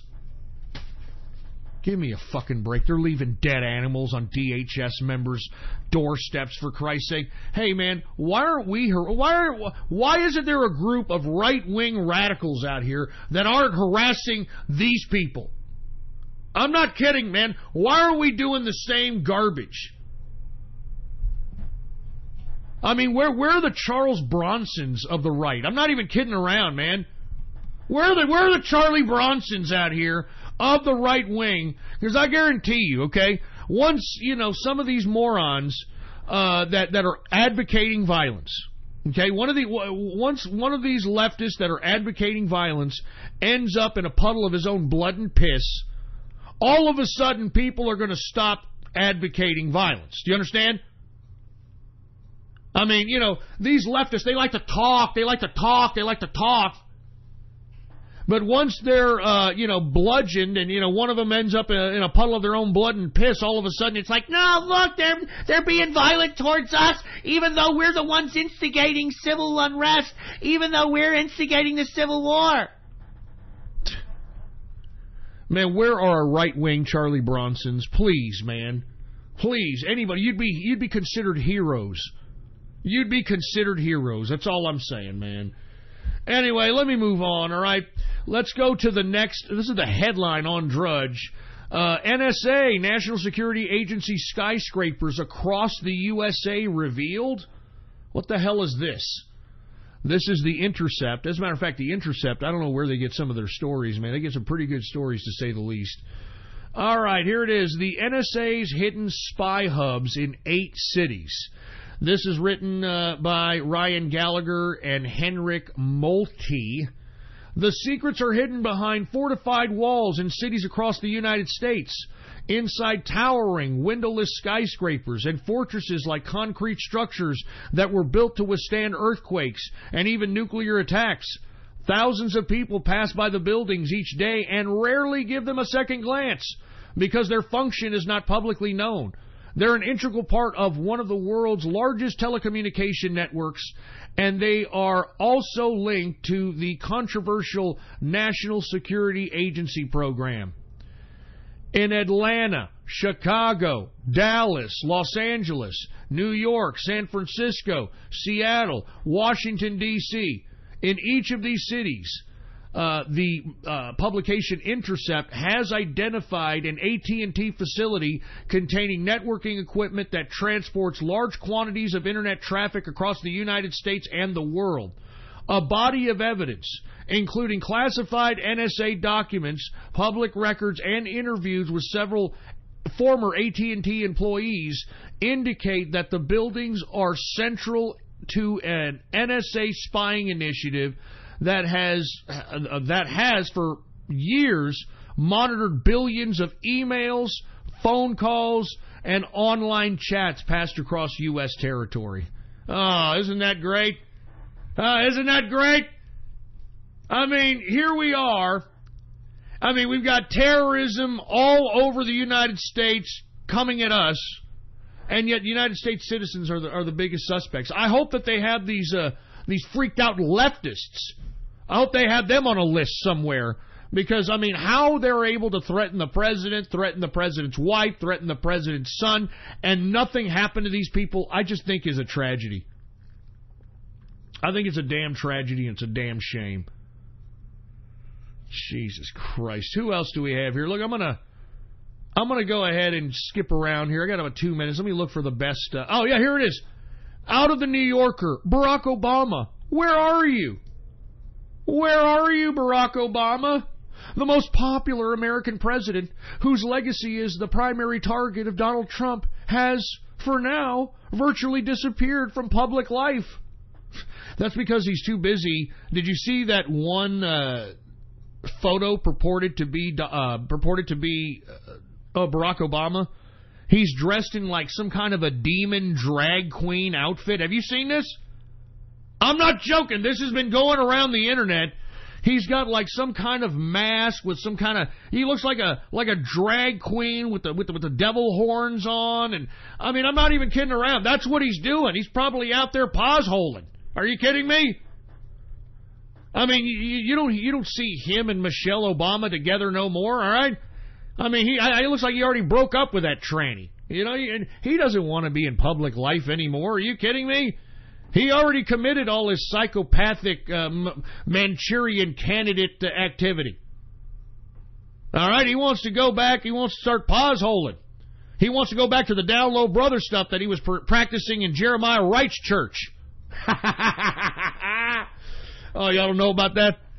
Well, there were 3 black men that used to belong to the infamous Jeremiah Wright's church. That was the church that was patronized by Barack Obama and Michelle Obama. Well, there were 3 openly gay black men that attended the church, and it was alleged that those 3 black men would service, Barack Obama, Jeremiah Wright, etc.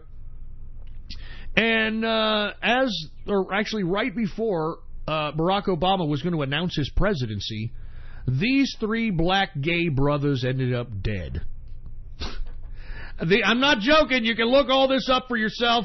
That's why I tell you these stories, so that you can look them up. If you don't believe me, you're like, Ghost, you're lying. Shut up. Look it up for yourself. All right, there were 3 black brothers that were gay that used to patronize the church of Jeremiah Wright during the tenure of Barack Obama's worship. And they would service Jeremiah Wright, Obama, down low brother stuff. Okay, down low brother stuff. And these 3 gay men ended up dead right before Barack Obama announced his presidency. I'm going to be honest, folks. I mean, it's been so rumored that Barack Obama is a homosexual. I mean, aside from the Larry Sinclair allegations, and there was a woman that was interviewed, many years back, claiming that she knew Hawaii, Barry Obama, as a homosexual, and she knew him as a homosexual that used to. That used to patronize and try to have sexual relations with older men. And that's how she knew him. As a matter of fact, going into the 2008 campaign, there was an allegation that he was HIV positive. I'm not joking. These are all allegations that were alleged against him that he never answered. And, I don't know if he's HIV positive or not, but he did have sunken-in cheeks. He did look a little posy to me. You take a look at what pos holes look like. They don't really have full faces. They got their skin hanging down from their bones a little bit. You know what I'm saying? They look like pos holey. This was alleged on Barack Obama that he was a pos hole. And not to mention, folks, his tranny wife. I mean, come on, man. You all have to know that those 2 children, those 2 girls, are not his. All right? They're not his. And like I have said to each and every one of you, I challenge you. Find me a picture of Michelle Obama pregnant. No? You're not going to be able to find it. I mean, 2 girls, you would think that, Michelle Obama, she'd be out and about and, she'd be working and they take a picture of her pregnant or something. No pictures pregnant. So, with that being said, I'm going to go ahead and end the broadcast here. I know we were going over some Drudge Report headlines, but, I mean, you want to know the New Yorker's asking, where's Barack Obama? Well, he's probably pausing some neg holes. I mean, we all remember in the DNC email leaks? Remember? Oh, we got to get those, 4,500 hot dogs to the party. And we got to, put those hot dogs on a private jet and make sure those hot dogs come on to the party. Remember that? Y'all remember that, right? I'm just saying, folks, that, we talked about it last episode about how the Democrats are evil and how Barack Obama, during his acceptance speech when he was elected president, that he literally just said satanic garbage, that if you reverse it, if you reverse speech, he's saying something completely different. And this is something that is practiced in Satanism. Satanists emphasize doing everything in opposite, doing everything backwards, and backmasking and understanding how to lay subliminal messagery through the understanding of backmasking speech. Well, then, this is satanic stuff. I mean, hey, you know what? You don't believe me, do you? Okay, before I go, I want to show you all an example of how satanic backmasking can be. Okay? And hey, somebody posted a aesthetic. That's not her pregnant. She was just fat in the ass. She stopped working out. Look at those arm muscles. She just stopped working out and wore a frumpy ass dress. That's not her fucking pregnant. All right, this is what we're going to do. I want to show y'all a little bit about backmasking and the power of it, okay? I want to show you guys that things aren't as they seem when you hear them, especially when it comes to music. All right? Especially when it comes to music. Now, an aesthetic, that's not a baby bump. That's when she came out during the Democratic National Convention in Denver. She wore that stupid dress, and she came out, and they had that fucking dumb Stevie Wonder song, Isn't She Lovely? Remember that stupid shit? Isn't she lovely? You stupid dumb drag queen. Isn't she love me? Jesus Christ. All right, now what I'm going to do here is I'm looking for this one song so that I can show you how sick I'm going to show you how sick backmasking can be. Now what I'm going to do is I'm going to play a song by the name of Stairway to Heaven. Y'all remember Stairway to Heaven? And she's flying the stairway to heaven. I want you to listen to the whole song backwards. Yeah, there's a whole other song backwards to Stairway to Heaven. A whole other song backwards. And you know what?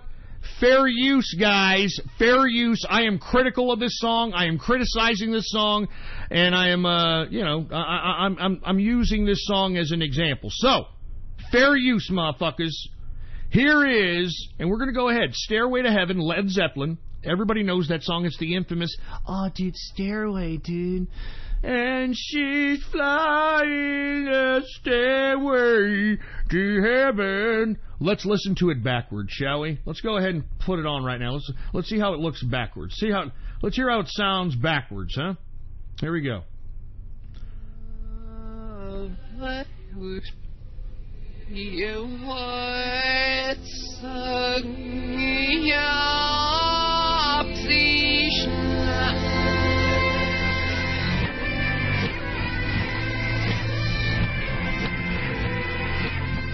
All right, listen closely, okay? I'll stop to let you hear what they're saying.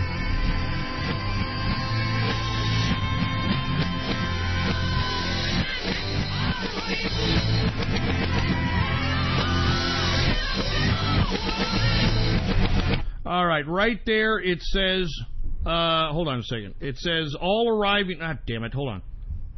It says, all arriving, they all sing, and they are one. Here, you got to listen to it very closely. I'm going to put it up really loud, okay? Really, really loud.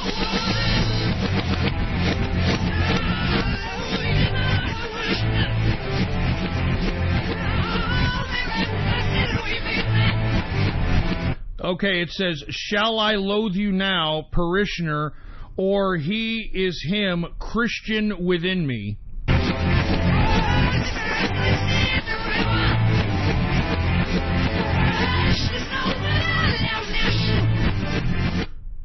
Damn, I keep losing it. Hold on a second. I shall loathe you now, parishioner, or hell him, Christian within me.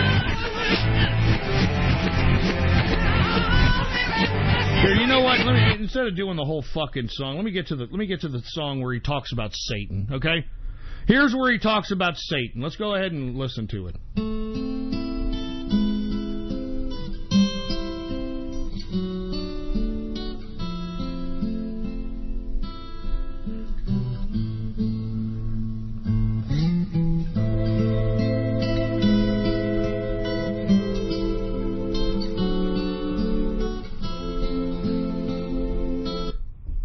Listen carefully as the song's played backwards. This is really the song where he's calling for Satan. This is real. This is utterly real. If there's a bustle in your hedgerow, don't be alone there. Now, look, no, he's going to play it forward. We're going to play it forward here and then backwards. Listen. Here's it forward. Here it is forward. If there's a bustle in your hedgerow, don't be alone there. It's just a sprinkling for the May Queen. Yes, there are two paths you can go by, but in the long run, there's still time to change the road you're on. Here it is backwards. Here it is backwards. Listen to it.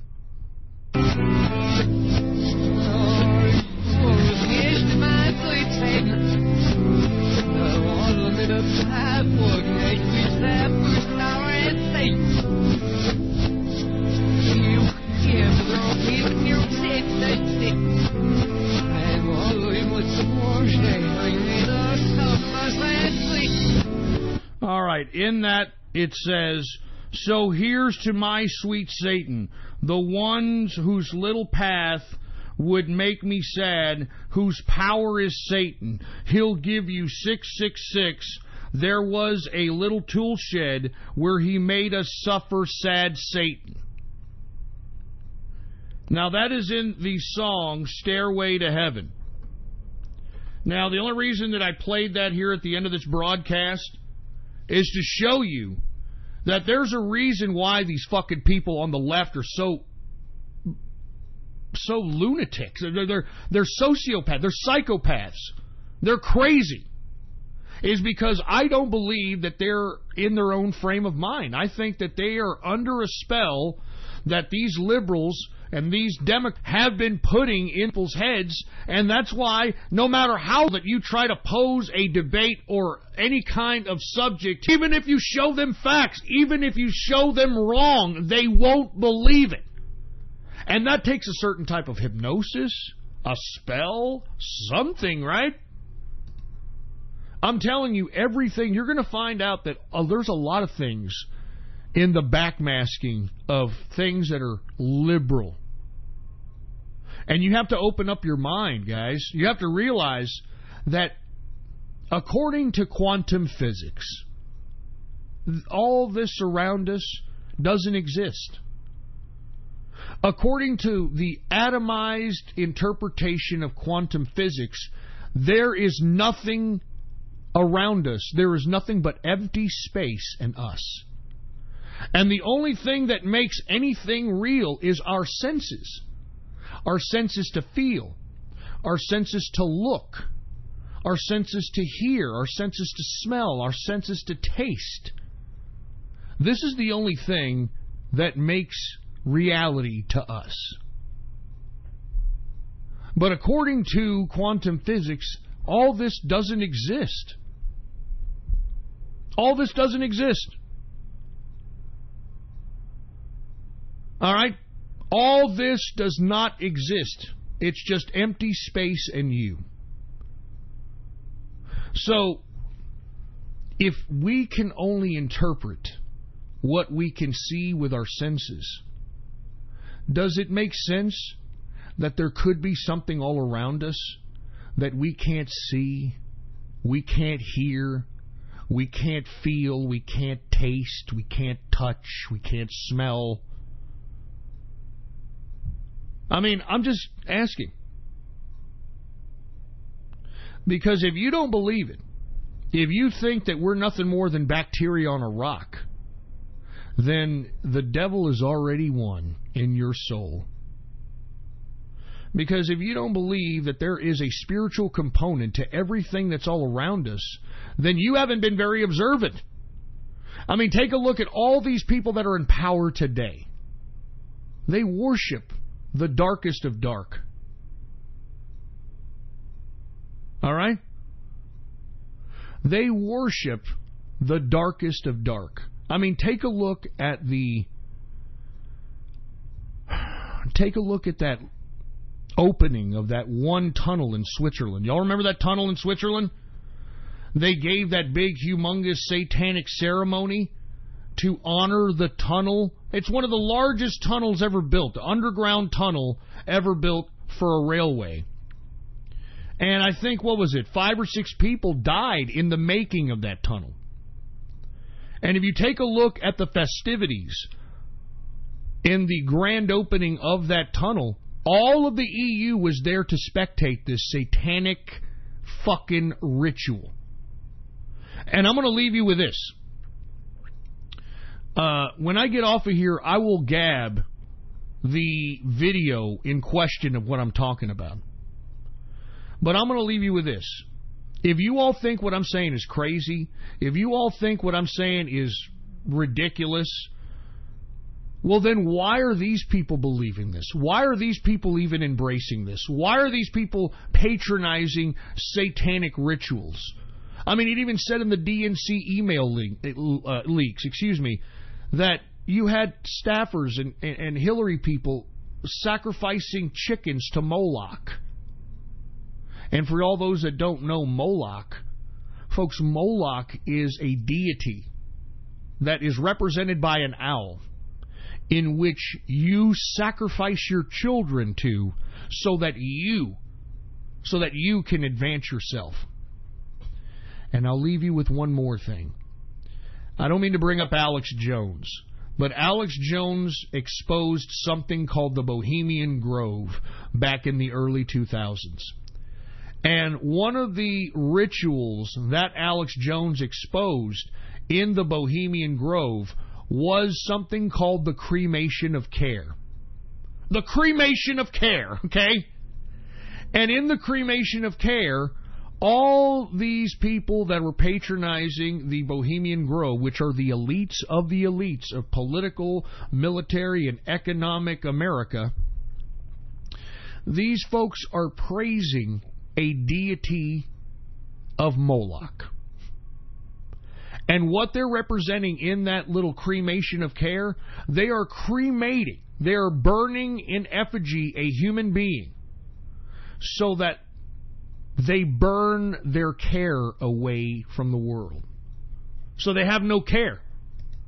As a matter of fact, the high priest, I should say, in that ceremony, he says, hey, Satan, what does that one dude say in the Bohemian Grove, in the cremation of care? What does he say, Satan? Be gone, dull care! Be gone! Be gone, dull care! Be gone!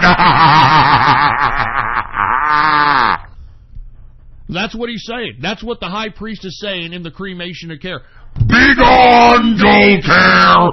Be gone! Be gone, dull care, huh? Care. The cremation of care. So they can burn all their worries away and not be afflicted on the chaos and the devastation and the tragedy they implement on the world. Anyway, that's enough red pills for today. I want to thank everybody for listening to this broadcast. Once again, folks, as we can see, these leftists, these Democrats are trying to cause civil unrest. They're trying to cause civil war. And the reason is because these people are evil. They're evil. I mean, wouldn't the best thing be, folks, is just to be like, all right, look, my president didn't win. It sucks. Oh, it's been a year and a half since Trump. The world hasn't ended. Trump is, making peace with people that we were having wars with. This is a great economy. The lowest unemployment in fucking 80 years. I mean, you could go on and on. What is the problem with these people? Why can't they get on with their lives? Why can't they get a hobby? Why can't they get a job, etc.? Why?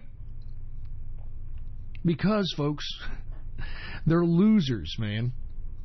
I mean, it's easy to bitch and moan. It's easy to blame everybody else. Remember, this goes back to what we were talking about at the beginning of this broadcast about white privilege.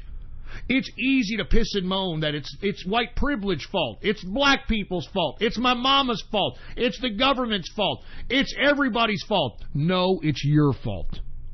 In this day and age, especially in this Trump economy, if you're not doing anything to progress yourself, if you're not going out and getting a job, if you're not going out and making money, if you're not out there cleaning yourself up, if you're not out there wearing nice threads, you're not out there getting your own car, if you're not out there getting your own place, well, then you ain't doing shit. You're not a man. If you're over the age of 22, 23 years old and you're still living with mommy, then you've already fucked your shit up. Because from 18 to 23, you could have made enough money to put a down payment on your home without having to go to college. I'm serious. I mean, even if you were doing a minimum wage job. I mean, give me a break. And by the way, folks, just because you're working minimum wage today doesn't mean you're going to be working minimum wage forever. All right? The reason they pay you a minimum wage is to see whether or not you're going to be there for fucking 3 months. And then once you're there for 3 months, they're like, you know what? We're glad you're here. We're gonna up your pay 75 cents an hour. And you're there for 6 months, 8 months. You're like, hey, it's pretty good, man. You've done pretty good with us. We're gonna add you another $1 an hour. I mean, that's how it works. Anybody that claims that they fucking have been working minimum wage for more than 3 years are fuck ups. All right. I mean, they're not doing their job right. All right. They're doing the minimum job possible, and that's why they haven't gone up past minimum wage. So this is your time, capitalists. This is your time. And especially you folks that are outside the United States, that are living in socialist and communist countries, well then, by God, man, buy crypto, hold crypto. And if you can't buy it, well then provide a service or provide a product so you can sell for crypto. Because that's going to be your ticket outside of socialism, outside of communism. Buy and hold. It's as simple as that. And once the market capitalization of crypto goes from $258 billion to $1 trillion, $2 trillion, $3 trillion, and you're holding these digital assets on your computer, on a hardware, offline wallet, whatever, you have become rich in a communist socialist country without the communist or socialist knowing.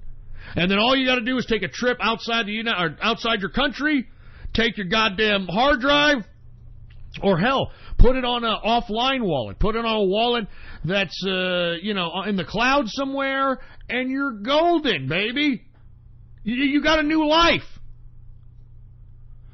I'm telling you all how to be capitalist, whether in America or elsewhere. I'm telling you how to do it. I'm telling you. Long-term investment reigns supreme. There is nothing more liberating. There's nothing more liberating than being your own boss. There's nothing more liberating than being a capitalist that takes control of your own destiny. There's nothing more liberating than that, folks. I'm going to be back, folks, this Wednesday, 6:30 p.m. Central Standard Time, right here on the official website of the True Capitalist Radio broadcast. Once again, type it in your browser, add it to your favorites and your bookmarks. Ghost.report. Okay? Ghost.report. All the archives are on there. The live stream's on there. All right, we broadcast live once again Monday, Wednesday, and Friday, 6:30 p.m. Central Standard Time. And I'd like for you all to follow me as well on Gab. All right, it's the last bastion of social media, last bastion of freedom of speech on social media today. You can get there by typing in your browser Gab. That's gab.ai. Gab.ai. And you can follow me on that social media under the name Politics Ghost. All right, all one word, no underscores. Politics Ghost is the name to follow.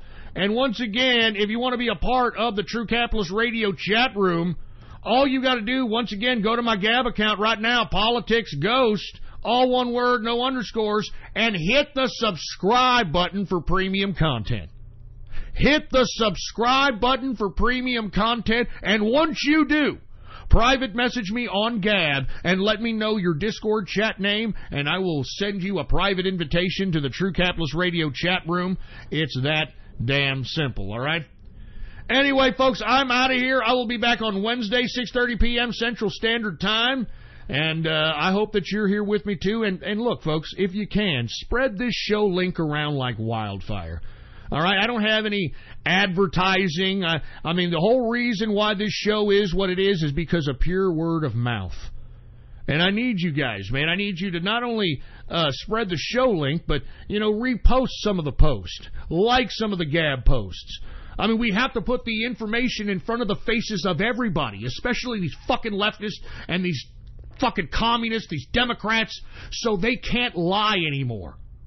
They can't lie. We got to push the information as much as we possibly can in the faces of everybody so they can't lie.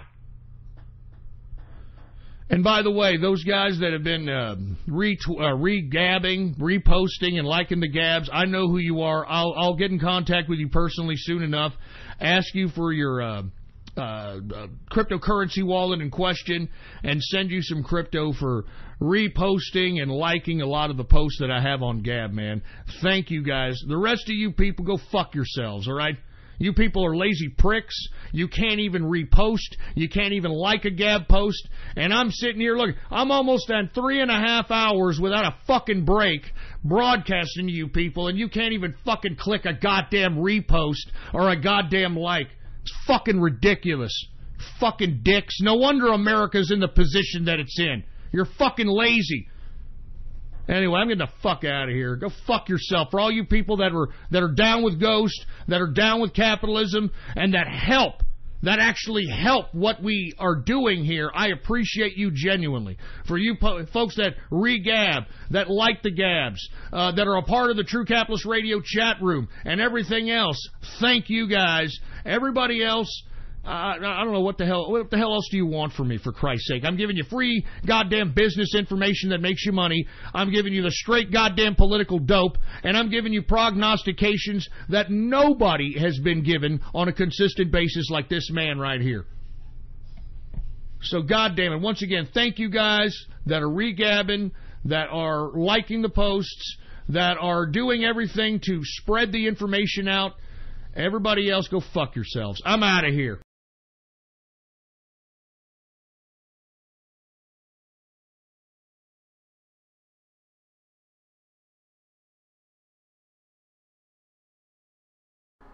Well, there you have it, folks. That was True Capitalist Radio episode number 586, is it?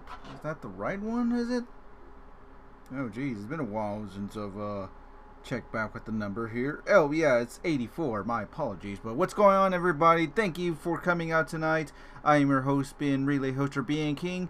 Thank you guys once again for tuning in. And thank you, Ghost, for providing another show of the True Capitalist Radio. This was a great episode as well. Thank you, Ghost, once again, and thank you everybody for tuning in and listening in onto the relay broadcast right here at the Capitalist King Network.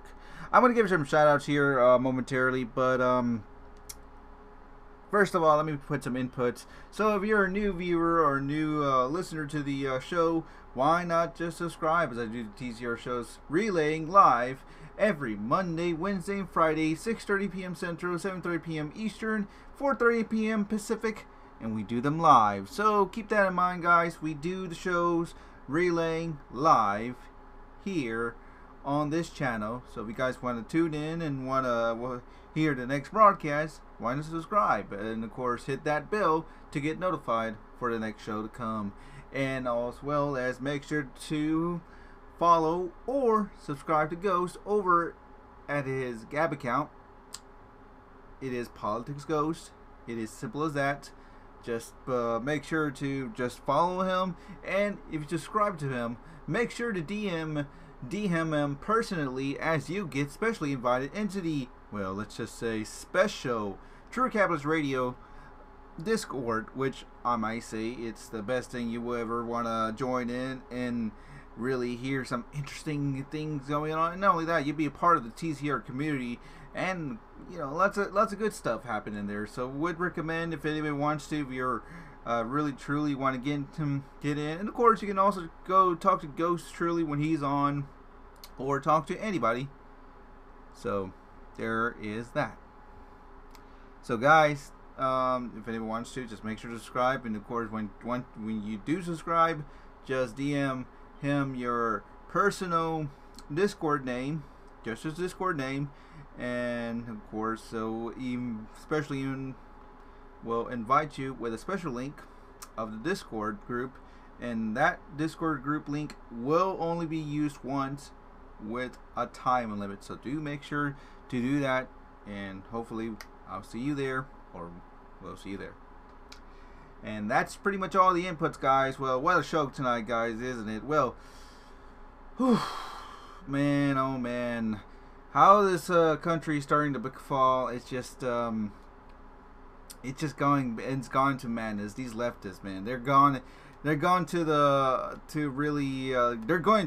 full lengths on really separating and trying to start a civil war here, don't you think? I mean, lots of things has happening in the world today, guys. You may not know this, but really, it's going hell in a handbasket really fast. And I'm talking like, wow, I can't believe what the fuck is going on in today's, well, in America, of course, because, you know, these fucking liberals, they just never stop with the goddamn immigration, or these immigrants, which, you know, they just never quit to stop, obviously, because, well, come on, they came in illegally, okay, that's true facts. And if they came in illegally with a parent, they also came in illegally with a stranger too. So why is not that? And of course, there's also another factor here is, you know, in America, why not nobody care about the American kids? I mean, remember, the kids get really goes like missing, like over what you go stated over 800,000, and I'm like, whoa, wait a minute, 800,000 missing kids in America every year. And yet again, Democrats and these liberals don't fucking say anything about this. I mean, what the fuck?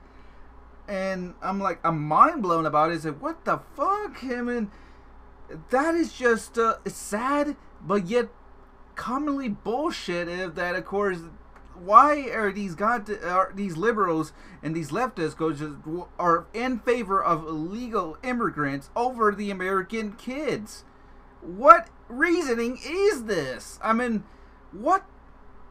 This is just nonsense. I mean, now we gone through the point, and they really crossed it this time around, because now that makes more sense that these fucking people don't care about the American people, and of course the American kids who really do good. You know, the people who do get missing, and yet again, what they would favor? They favor about the illegals. You know, the illegals. I mean, remember, these illegals come into our country illegally. They cross our borders, and what the police would do? Authorities would pretty much just arrest them, and then they just release them. Yeah, catch and release. Simple as that. And really, they just say, well, you know, we're gonna schedule to hear court casing on you, so you better be back here, and whatever date is, and they never do.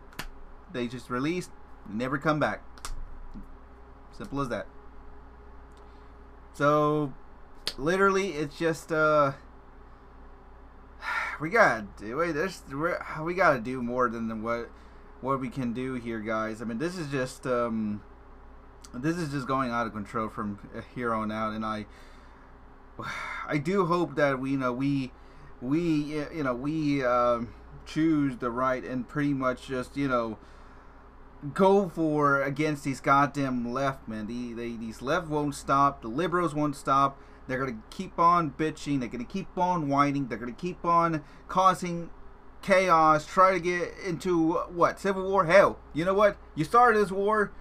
If you want a war, we'll take you to the damn war. Because that's simple as that. Because I don't want to be fucking living into a country where society breaks and cause this kind of behavior. I don't want none of that. None of that. None of that. It has to end. We gotta do something to push and let these motherfuckers know that they really are messing with us, the American people. We don't want none of this nonsense bullshit of theirs, and we just need to take to them and really just let them have it. You know, I think it's a good idea what Ghost said. These people need a good beating, and they certainly do, man. I mean, I'm sick and tired. Hell, you know what? You know what happened to me at work today? At work today, when I was at this one place, there was this one lady that I overheard. I didn't say anything. I just overheard this lady say that she was hatred to Trump because Trump is a racist. Trump is a bigotry. Trump, oh yeah, Trump. I hope Trump's gonna get in prison because of these kids, man. These poor immigrant children, man. They put them in very horrible cells, and you know it's been like that. Bullshit, fucking bullshit. I really want to say something and through the front of her face, but of course there was another guy right next to it, and I didn't want to cause any anything public distortion or anything. But literally, whatever the fuck this lady says is such bullshit. I know for a fact she's been listening to these goddamn mainstream medias, even maybe probably around CNN or something. But pure bullshit, man. And really, I just can't believe it. And yet again, the guy just, I know the guy next to him just overhears it. He goes like, So I'm pretty sure that guy knows the truth that he doesn't care about that. Who cares about a job? But fuck this lady. This lady could just maybe lose her job because saying like that just gonna put you into something that you shouldn't even go into. And these are typical motherfucker liberals about it, but god damn it, man, oh man, I just can't, man. I just can't stand around these guys, man. It's just pure BS. Just to see them really just take it in that and think that this is just an okay thing and all right, and we can accept this. Pure bullshit, man. It is just sad that, of course, they really just they said that, oh yeah, I overheard this in the media, and I think I believe so. Bullshit. You don't know anything about anything if you really don't know, from other sources. Hell, did you ever go and do search yourself independently and see if that matches up anything or anything else? Yeah, I'm pretty sure not. You just gotta go, oh, well, I just overheard this in the mainstream news, and, I'll believe that. Yeah. They'll believe anything what goes on in the media, man. It's sad, man. These leftists, man, they just don't know when to quit. They just don't know when to stop. And when the 2018 November election comes, it's going to be a war, all-out war against them, because we got to stop them, and no matter what, in no matter ways, we got to spread something, and let them be aware, and let everybody aware that, they got to know truth, but we need to make sure that if we can find a way to to really stabilize these people's minds and try to be more common sense, and rather just saying, some blabbering words that could just cause somebody to think they don't want to believe you or anything. You gotta put them into some sensible words, make them understand well. But these people just can't just take it in, man. They just go with their own lives and think everything will be all fine. But no, it's not, man. Never is, man. Just never is. And I do hope that we can really do something more to really just just fix this, man. It's just something that has to be done, but I don't know. We just need to think this more through. But anyways, guys, yeah, that's pretty much what's been really going on as of late on today's America Now. It's just, you know, over the past weekend, Trump's been tweeting out and, you know, attacking and pretty much, you know, trying to defend things of him, and, you know, attacking these people and calling them out, you know, and man, it's just it's gone crazy, man. Very gone crazy.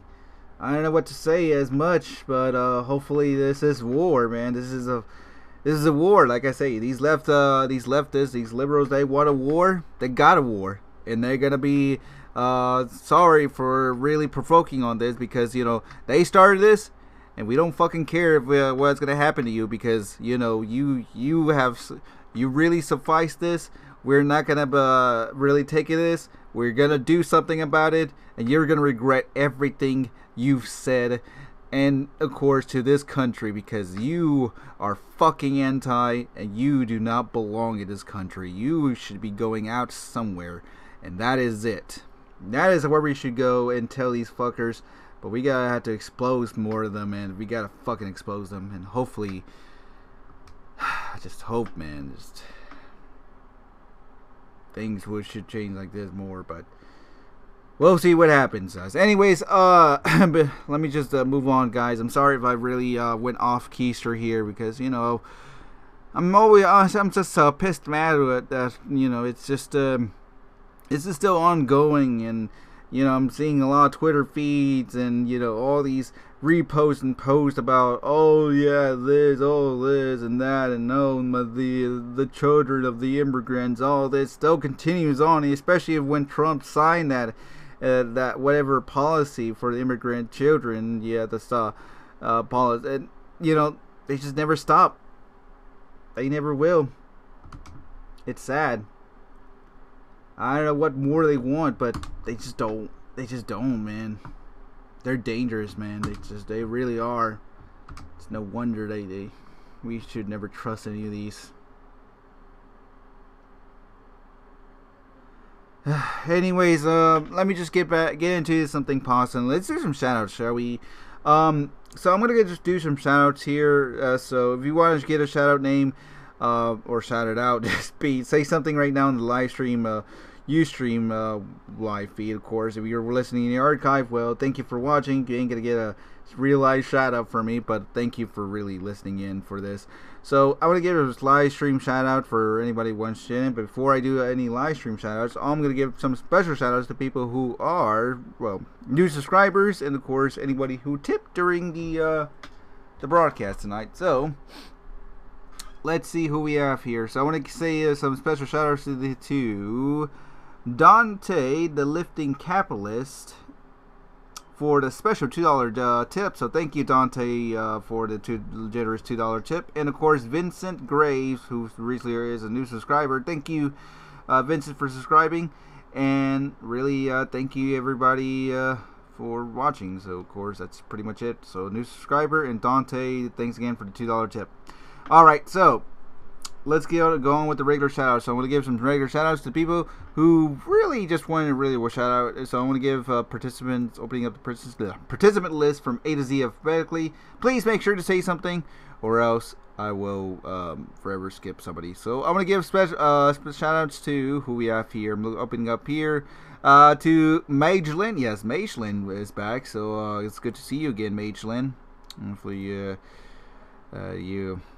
have seen the new changes here, and, you know, change happens, and, you know, cool stuff happens. Anyways, what's going on to Aaron Tumon, Blackout Worm, The Truth is Stranger to Fiction, Dante, there's Dante again, Mr. Sideswipe Prime, Omega Radioist, Political Things, and Rick Hoover. And that's everybody right now on the who are just been purchased with list. So if I miss anybody, I'm just scrolling up back right now. So who else we have? I'm gonna scroll up here.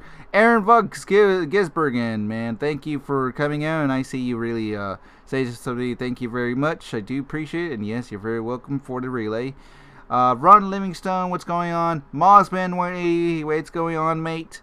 Who else we have here? Once again, I'm taking some live YouTube shout-outs. If you want a live shout-out on the live feed, just say something on the whatever is in the live comment section. What's going on to Hasman Geiger? Yeah, hands will say Hazmat. Hazmat's in the place. Who else we have here? Scrolling up here. Lyle Lidithworth. Daryl Litz. Who else? Flaming Haze. It's Flaming Haze, man. Yes. Caps Lock. Yeah, Caps Lock was here. There is no nuclear annihilation without creation. Who else we have? Hey, what's going on, Frankie Mankey? You're very welcome, man. Hey, I see you, Blackout Worm. You have a good night rest, and I'll see you in the next broadcaster. So you have a good day as well. KB Grevover. Yeah. KB Grevover was here. Base Glaze was here, which pretty much was muted. Say something mad, but you know, it's rules are rules. What's going on? Deadpool Rules 96. Who else we have here? I'm scrolling up here on the log here. See who was here. So who is Milton was here. Thunder TV Networks Alt was here. Mitcha or Misha Hester. Oh boy. Who else was here? I'm scrolling up here in the log, see who I missed, because I'm scrolling up.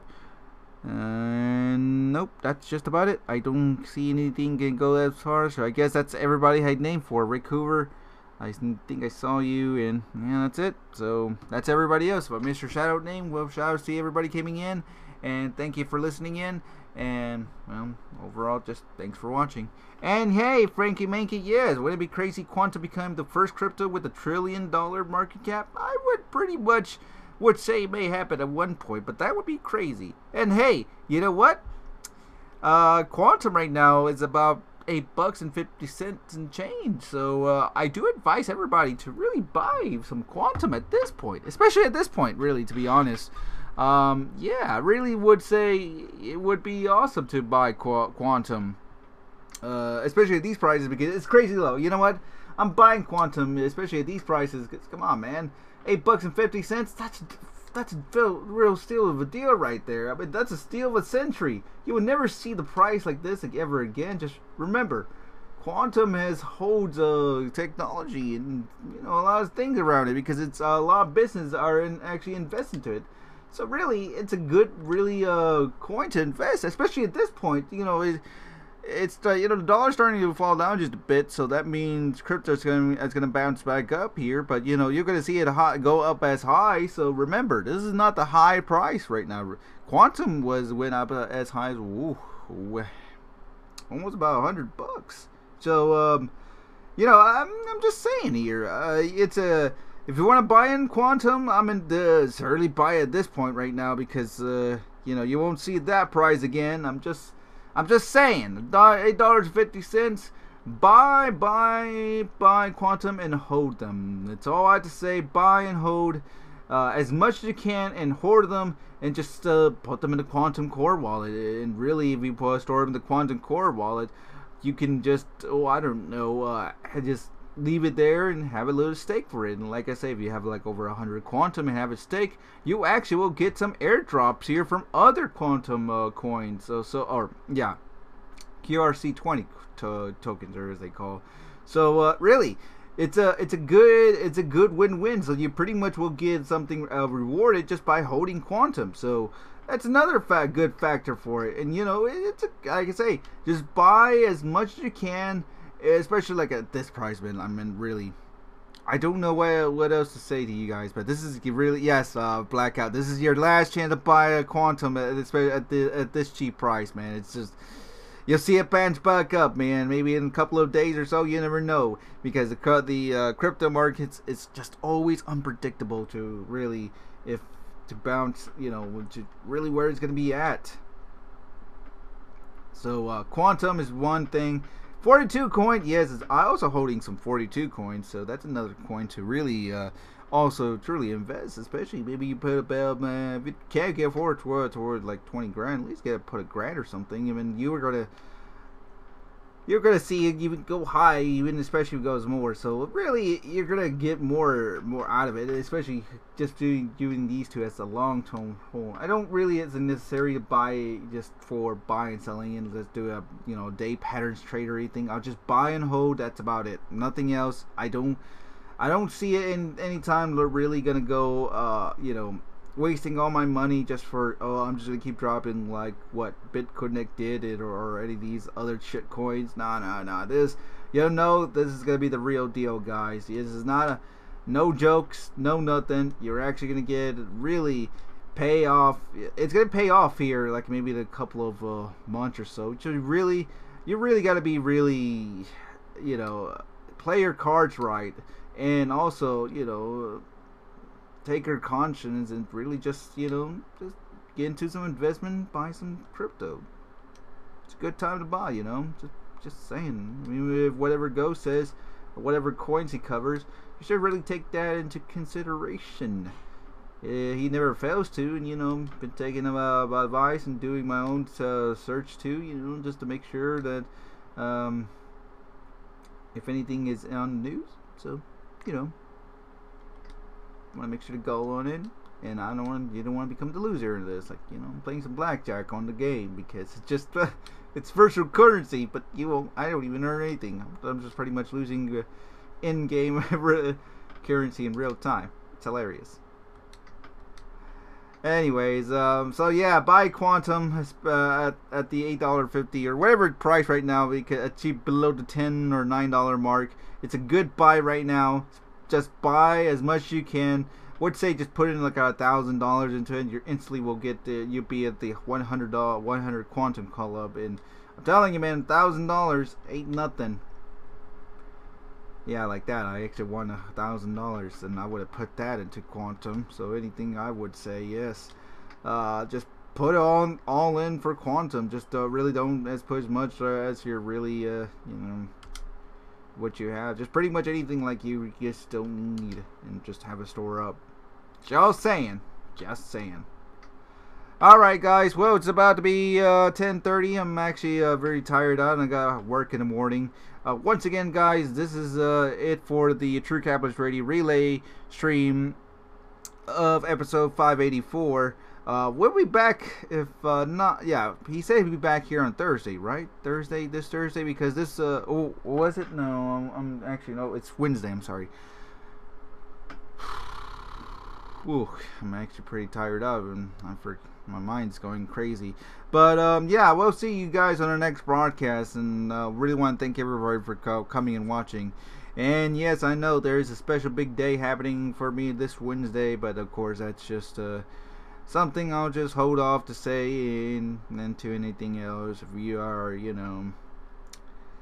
know me more, then, well, you know more than, but hey. Anyways, I'm out of here. Thank you guys once again. I wish everybody a good night. Buenas noches. Hasta la bye-bye. And, yeah, guys, so I wish everybody a good night, and see you guys on the next stream, or on the next TCR broadcast, right here on the Capitalist King Network. So this is BN King signing up for tonight. Thank you guys once again, and as always, I'll see you guys on the next TCR broadcast. Once again, right here on the Capitalist King Network. So good night, guys, and see you then. Later on, everybody, and later. Bye, guys. See you guys next time. Bye.